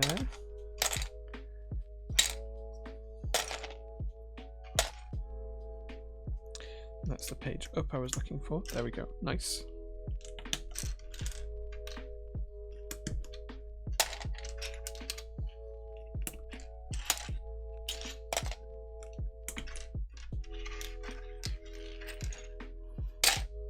Maybe we should change that for a code, actually. I don't like the Windows key. We'll change it for a code in a second. Let's get the rest of the board built and then we'll put the code key there.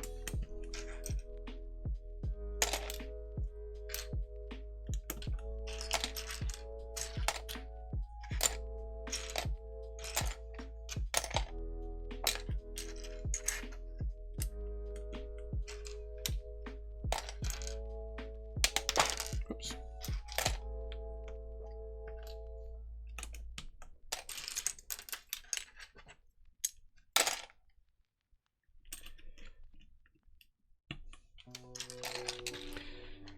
Good to have a couple of hot swap boards to test out switches, and you put them into your solder boards. That's not too bad of an idea.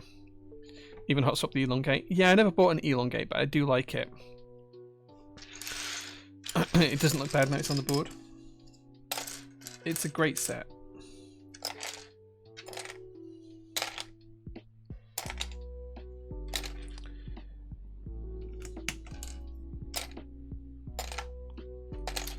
And it has UK ISO, which is why I love it.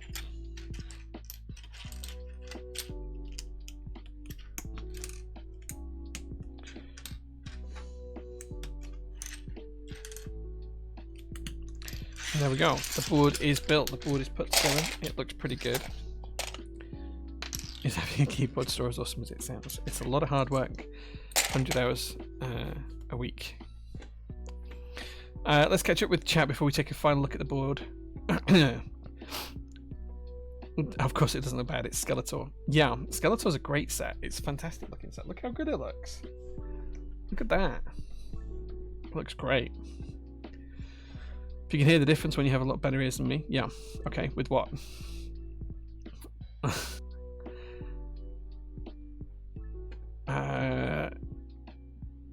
You pay for the stuff you take from your warehouse as well?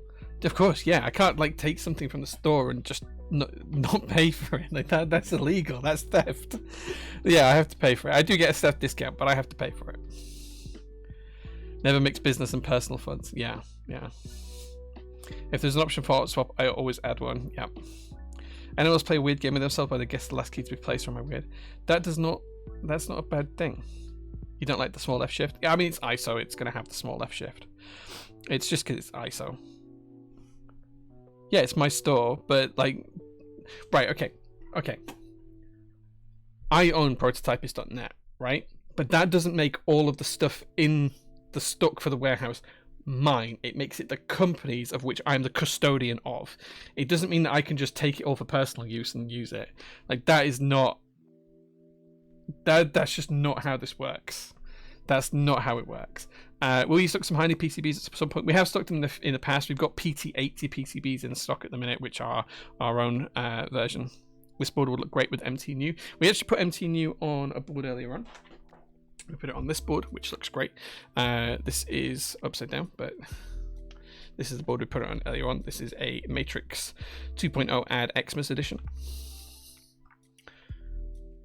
which has MT New on it, which looks great. But yeah, this board has come out pretty good. So this is breastplate and nice switches, Nixie switches. So yeah. I prefer ISO personally, just because that's what I grew up with, and I'm from the UK, and we've always used ISO here. Skeletor R1 had UK ISO, so you had to be into Skeletor back in 2016, whenever it first ran, to get the ISO keys. Skeletor was my first GMK set. I bought it off Will26. Nice. I think, yeah. I don't know if Will's still around. He was a nice guy. I like him. Do you have any 60% JST PCBs in stock? Yeah, the PT60. The PT60 has a JST board with it. It's pink too. It's pink. I have one here somewhere. Where is it?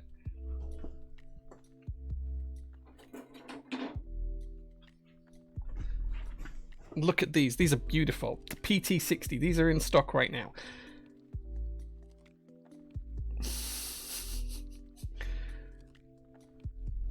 There you go. These are in stock right now. Come with a JST connector. PT60. There you go. Pink. Who doesn't want a pink keyboard, right? There's pink and purple clash. No. Solder only. Yeah, for now. Yeah. Solder PCBs way outsell hotspot PCBs for us, it seems to be. So, yeah. So there we go. So this is the keyboard all finished. This is the Delta65. This is 4 kgs of brass aluminium keycaps. We've got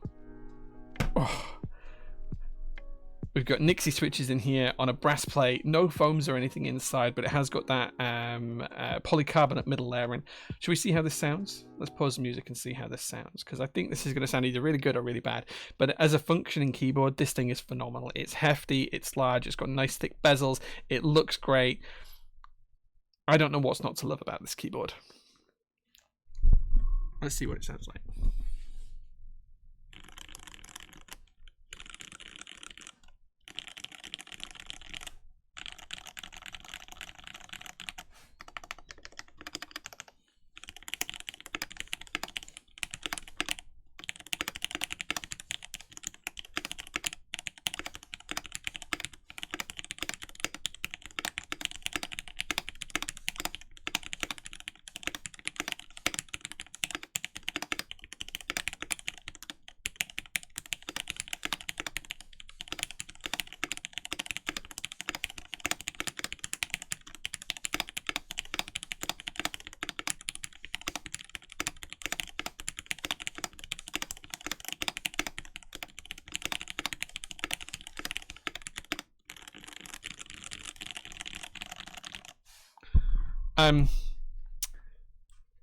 It sounds pretty good. I think the spacebar needs a little bit of foam underneath it. It does sound a bit clangy. Easily tuned, easily fixed. No, it's not the stabs. I think it's more just the spacebar and it's the fact that it's on a brass plate. This probably would be nicer built with like an FR4 plate or a aluminium plate, which I think are the other two options. But it's just nice to do it with brass because it is. The switches sound great. The switches feel great. The stabilized keys sound okay. It's just the space, but I think I'm just going to cut some bit of foam underneath there and put it underneath it. I am also a really heavy typist. That doesn't help. But yeah, I think it looks great. What's not to love? Look at the knob as well. That shiny, silvery knob. That back decoration decal, all milled into there. So the light changes as it goes through. It's pretty cool. Look at the knob, shiny knob. So there we go. That's the build done today. I'm pretty happy with that. I hope you guys are too. If you do want to build a Delta65, they are in stock. I know they're spendy, but when you consider just how much milling and machine work goes into this keyboard, it kind of makes you understanding what the price is. Like every single one of those is a deep milling procedure. There's the internal polycarbonate layer that you can't even see when the keyboard's built. There's everything that goes into all of these tough radiuses and chamfered edges, because even inside this edge here, it's really difficult to show you, but it's got like a chamfer. Can you guys see here? Get it on the camera. So even on the inside edge there is a chamfer. That's not reflection from the knob. There you go. You can see it is chamfered all the way around this edge. So it's just really nicely put together. It's really nicely done. I appreciate it's a spendy board, but I think it's absolutely worth every penny. It feels nice and solid as well.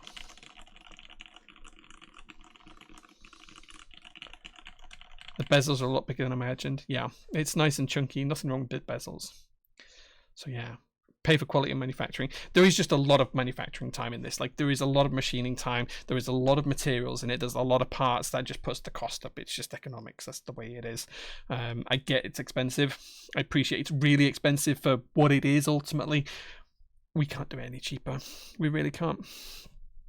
Right, okay, we've done that. It's probably time now to play marbles, to give away a GMK set. Now, the GMK set you get is going to be random. We've had GMK ship out a load of fixed keys recently, so we are flush with opened key sets that we've sent customers replacements from that have finally been replaced from GMK.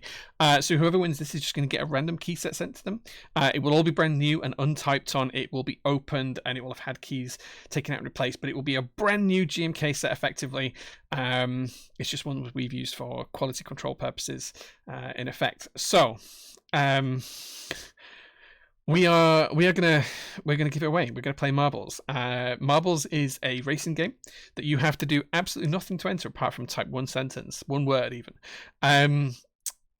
You will basically get the GMK set sent to you for free. The only thing you may have to do is pay import duties if they're due where you are. We will cover shipping and the cost of the set. We'll ship it worldwide. If there are import duties due, it will be declared at its standard retail price. You will be required to pay for those on import into your country. Please don't enter if you can't agree to that, because we've had a number of GMK sets get destroyed when we've given them away as gifts. I ain't going to pay to return something I've given away for free. If you don't pay the import fees, it will just get destroyed. Just remember that. Okay, so yeah, gotchas. That's pretty much what this is. Let's flick over to the games tab, and I think I already have it loaded. It should pop up for you guys in a second. There it is. We're going to do 3 races. It's not who wins each individual race. It's whoever wins the Grand Prix over 3 races. So you have to get points.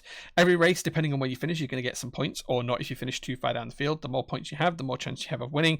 If you win an individual race, you have a good chance of winning, but you might not win the overall amount. So it's whoever's at the top of the podium after 3 races points on aggregate, not who wins each individual race.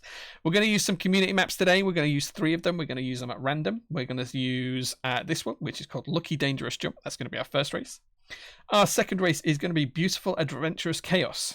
And then our third race is going to be Better Marble Song, which only has a 47% elimination rate. So lots of people are going to die in some of these races. It's always fun when people die. I mean that with love. Right, let's hit race. When this comes up, guys, all you need to do is type in !play. That will put you into the race. You can do ! and then play. I've done that. You can copy mine, paste it in. You can see quite a lot of people are joining the race. ! Play. You've got to be in the races to win. So please try and join all 3 races if you can. And the winner's going to get a random GMK set. Doesn't matter if you win each individual race. It's whoever gets the most points across 3 races. And the software will give us a podium. So don't worry about that. It's all taken care of. I'm going to give you a... it's always fun when people die. Thanks for quoting me on that, yeah. I'm going to give you guys another few seconds to join.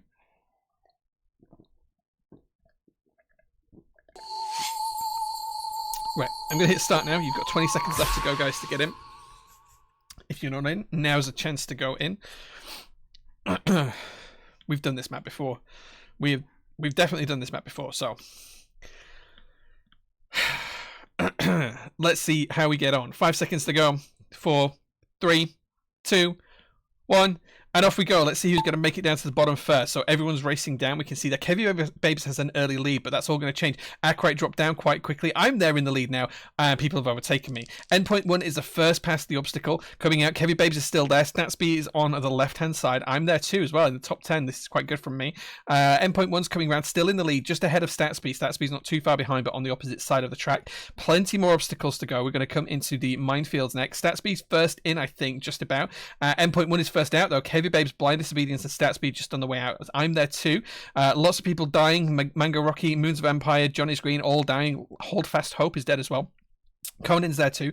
I'm not quite sure what's happening. Everyone's falling back. It was a reverse ramp here. Thank you very much for the incredible, whoever that was. Lots of action still going on. I can't tell who's in the lead here. I think it might be ET Throne 180, but we'll see who comes through the fork first. It is ET Iron, sorry, not Throne. Kevy Babes just takes the lead there, though. Kevy Babes per simplification, and I can't even read the rest of the names. They're on the way through. I am somehow now right at the very back with Phalix. I don't know how that's happened, but I've gone from being in the top 5 to right at the back. Kevy Babes is still taking the lead, but only just. Depending on the lines through these corners, this could all change at the next series of obstacles. So we're coming down now through these S's, through the curves. Kevy Babes is there per simplification as well. I can see Anarchy's in there and Blackbrook. It's hard to recognize everyone's names. I'm trapped in the map. Kevy Babes is still there. We're going to go up the steppers though. This is going to slow some people down and speed some other people up. Going to give a lot of people a lot of chances to catch up here. Let's see who gets to the top first after the steppers. We're waiting for him to come up here. Blackbrook's got stuck. I don't know where he is. Anarchy takes the lead, only just. Let's see who can make it out of here first. Pom Pom Potato, Salem, and Kieran are through first. Gouty's there as well. Newfie's coming through too. Slice of Me is on his way up. Zakirizaki's in there as well. Gargle Peanut Butter is on the way through too. Or as we come down past some more steppers, we're going to come into a final loop and through the tunnels, and then that's going to set us off towards the last series of obstacles. Pom Pom Potato, I think, is just in the lead overall. Let's see who comes down to the next section in first place. It is Pom Pom Potato, followed by Robot Mikey, Gouty, Kieran, Salem, Gargle Master. Zakirizaki is there too. Coming down, these 3 are probably going to be the top 3. Gouty has just taken the lead, is going to go through the speed boost first. A long way still to go though. Mikagi is stuck somewhere, maybe cheating through the track. Gouty and 6 out of 10 is on the way through. Beeperphone comes through. Pom Pom Potato. Robot Mikey storming through. Robot Mikey going to take the win. Robot Mikey takes the first win. Loads of people missing the jump. Gouty misses the jump. Newfie misses the jump. We've only got 8 Mays. Fred Zillosaurus, Sky was taken sadly. Kieran, K420, Tengus, Gargle Peanut Butter, Autonomy, and Gnome of Death in there for the top 10. Lots of people missing the final jump there. Let's see who's back on the track. I'm still somewhere at the back. Mikagi is stuck somewhere. Beeperphone is there. 6 out of 10, who almost took the win at one point and took the lead, is right at the very back of the pack. Do I make it? Even I didn't make it. I'm dead too. There we go.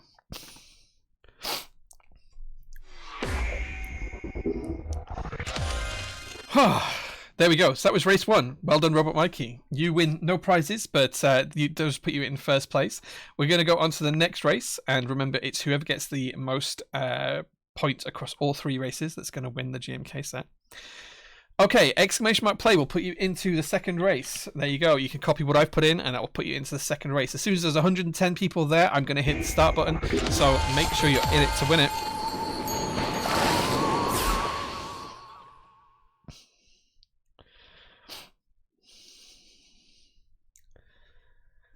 Okay, 110 people are there. I'm going to hit start. You've got 20 seconds left to go to join, guys. My throat's really dry after commentating on that last one. Okay, 10 seconds. Here we go. Long drop down on this one. This could be interesting to see how this pans out. Here we go in 3, 2, 1. Away we go. Let's see who wins the race. It's all blind from here. We can't really see what's happening. Seafox is there. Neon Ninja's there. Statsby is possibly in the lead. Mr. Gimp's not too far behind. Coming out first, though, we have Neon Ninja 84 with Plump Plush Pillow coming through too. Naiku's there as well. Seafox has got stopped. Neon Ninja and Fred Silosaurus are coming through as well, though. They're both here. Pokemon Kid's there. So is Perlin. Neon Ninja's coming around the outside. Pompa Potato stuck in the middle. Barorium is the first off with Anarchy there as well as the Lyriac. Flash and Dash is there too. What a great name. Luna of the Stars is there as well. Barorium has got the lead, though, with Alaric just behind them. Jumping through to the portals here. Let's see how this pans out as we come through. Anarchy's still there. Flash and Jelly Master's there. Quite a few people coming through. There's a long way to go through here, though. This could take quite a while for anyone to actually drop. Apart from Perlin Merlin, who storms through. She's dropped through already. Perlin Merlin took a lead there. Where's she gone? Oh, did she die? Did Perlin die?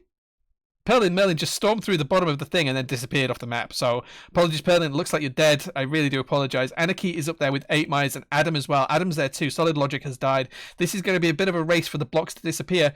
Who's going to make it through onto the speed bumps first and down into the next section where it's just a run to the head? Haji's there first. Adams is there too. Anarchy's going as well around the outside. Let's see who makes it in. It is... Oh, there's a blocker here.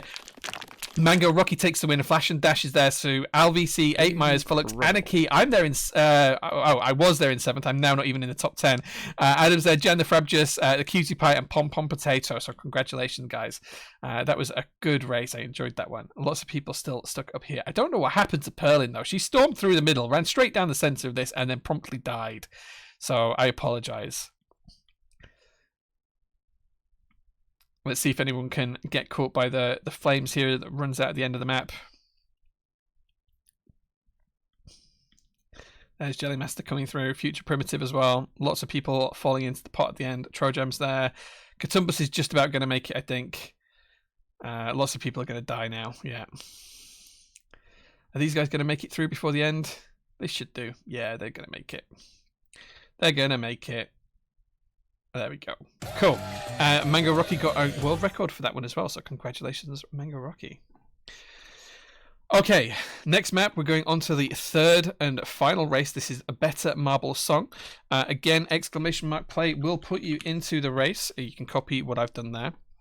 Exclamation mark play, going to put you in 3rd and final race. As soon as there's 110 of you in, I'm going to hit start. Remember, the winner of all 3 races, the points across all 3 races, is going to win that GMK set. It's going to be random. You're going to get one sent through the post. You're not going to know what it is until it gets there. It is going to be something that we've already opened here, but it will be a fully complete set, and it'll be brand new untyped on.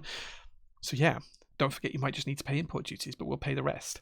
Clicking start now. You've got 20 seconds to go, guys. 20 seconds to get in.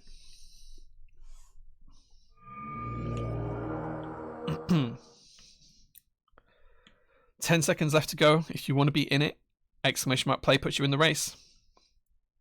Although if you weren't in the first 2, you don't stand much chance of actually winning. Here we go, though. Off we go. Race down to the middle. Everyone's spiraling around. Let's see who's going to make it in there first. Kato seems to have taken a bit of a shortcut there on his way in. He didn't seem to follow the spirals pattern. Let's see who's going to make it down to the bottom first, though. Kato is still in the lead. Capybara is coming through. Hammer Brother and Tokyo are there with Reiki. No one else has made it through. These guys are storming ahead, but they're going to have to get through all of these. Hammer Brothers taking an early lead. Oh, no, Tokyo is way ahead. Sorry, Tokyo has stormed through all of these. Finally, people are starting to come out there. Pedro's coming through. Game's done marginally well. Haribo Egg is right at the very back, but Tokyo is so far ahead, it's not even funny. They're going through this Kaplunk section at the moment, falling down. It's theirs to lose right now. They have got a massive lead.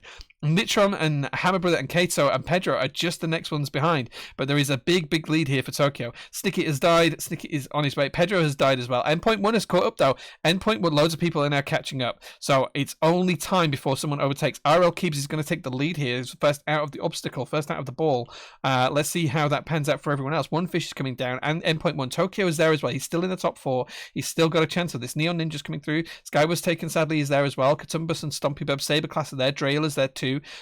Gnome of Neth and Naiku. Perlin's coming through as well. Hopefully Perlin's not going to die this time like she did last time. Just randomly disappeared. Zakiri's there as well. Some people have died, unfortunately, but that's just the way this cookie crumbles, guys. Mango Rocky Might have won the last race. Not going to win this one. He's dead. Maximus Fungus is coming through as well. Tokyo back almost into the lead. He's got second place with just ahead of Katumbas in third. He's got a chance here of taking it back if he gets through this obstacle quickly. Katumbas just about taking the lead. Tokyo is well, I think Tokyo's a little bit stuck. Saber Class fires through, then jumps back. Jordan Yu, Saber Class all the way through. Jordan, right, okay. Tokyo zooming ahead again. What's going on here? I can't even keep up. Saber Class is there as well. Werner Ruch and 6 out of 10 with Jordan Yu.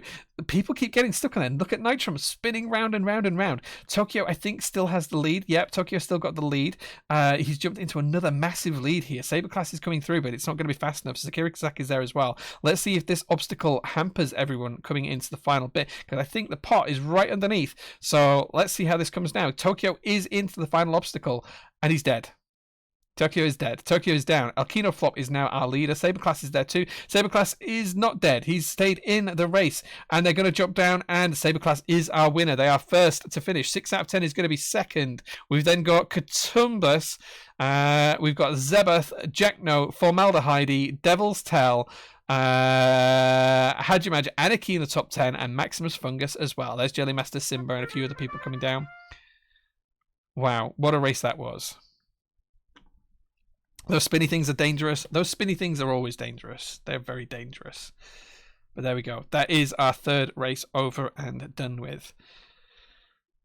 Fluclus Toast of the Sun. Okay, Icarus. 2 races in the top 10. Anarchy's got a good chance of this. Anarchy's got a good chance of being up there on the podium here. Go Moons go. Got my toes crossed for you.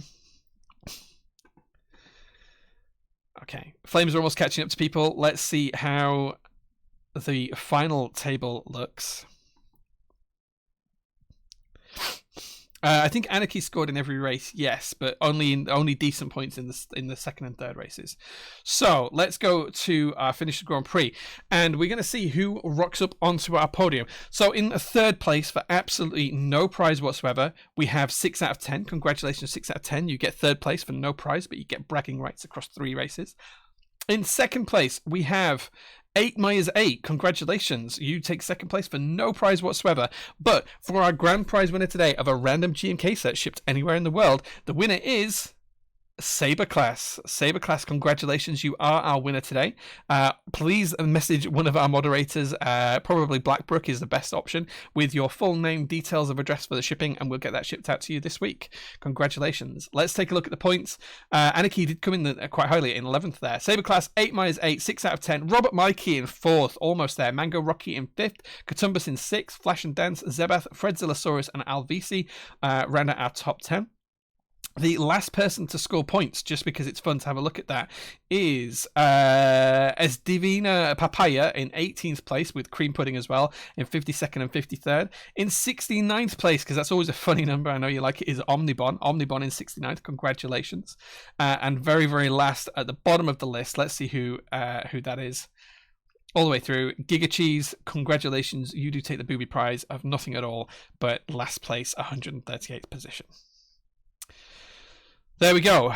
Congratulations, guys. Well done on some fun racing. That was really good fun. I enjoyed that. Please give me a score on how well my commentary was. If you enjoyed that, I try and make it fun. But I don't know if you guys like it or not when I do that. So if you guys prefer I stopped, tell me.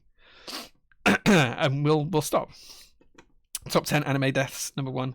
Unless you are first, no chance at a podium. Yeah, I think you do need to be. You need to win at least one race or be on the podium for at least one race to be in with a chance of it. Yeah. But you did really well, Anarchy. You did really well. You did really well. We're moving up. We fought valiantly, broski. Nice. Yeah, you got 4th place, Robert Mikey. That was pretty good. I died in the second, so that was a turnaround. Yeah, you don't need to be in the points every single one. But yeah. 10 out of 100. Okay. Omnibon, the people's winner. Absolutely. The people's score, that we should call it the 69th. Good commentator. Commentary is always insane in a good way. Thanks. I appreciate that. 69 out of 10. Nice. It makes it good. I'm glad you enjoy it. I really, really do enjoy doing the commentating, so I hope you guys do enjoy it. Talk about commentating F1. I'm not good enough at it. Like, I say the same things too many times, but I just think it's fun to do the races. And I couldn't do it for 3 hours because I've lost my voice after doing 3 minutes. So, yeah. Murray Walker style. Murray Walker was so cool. Murray Walker was so cool. Screw the GMK sets. Marbles is just fun. It is fun. It is fun. It's easy to it's easy to win. How to win on a week with a prize. Incredible. For sure. For sure. Junior Armadillo, thank you so much for the follow. I appreciate that. Right, okay, so I hope our winner has reached out to one of our mods. Please let them know everything that they need to know. So that's going to be your name, your address, your phone number, and your email address. Those are all the things I need to ship via DHL or UPS, and we'll get that out there. Right, it is time for me to finish the stream now because it's 11:30 and I have to be at a meeting at 8 o'clock in the morning. So I need to drive home, get some sleep. Thank you so much for watching, guys.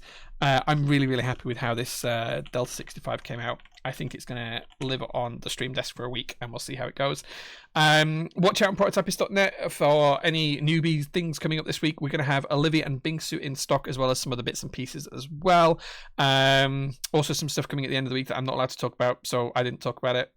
And I'll see you on Discord and on Instagram. Thank you so much for watching, guys.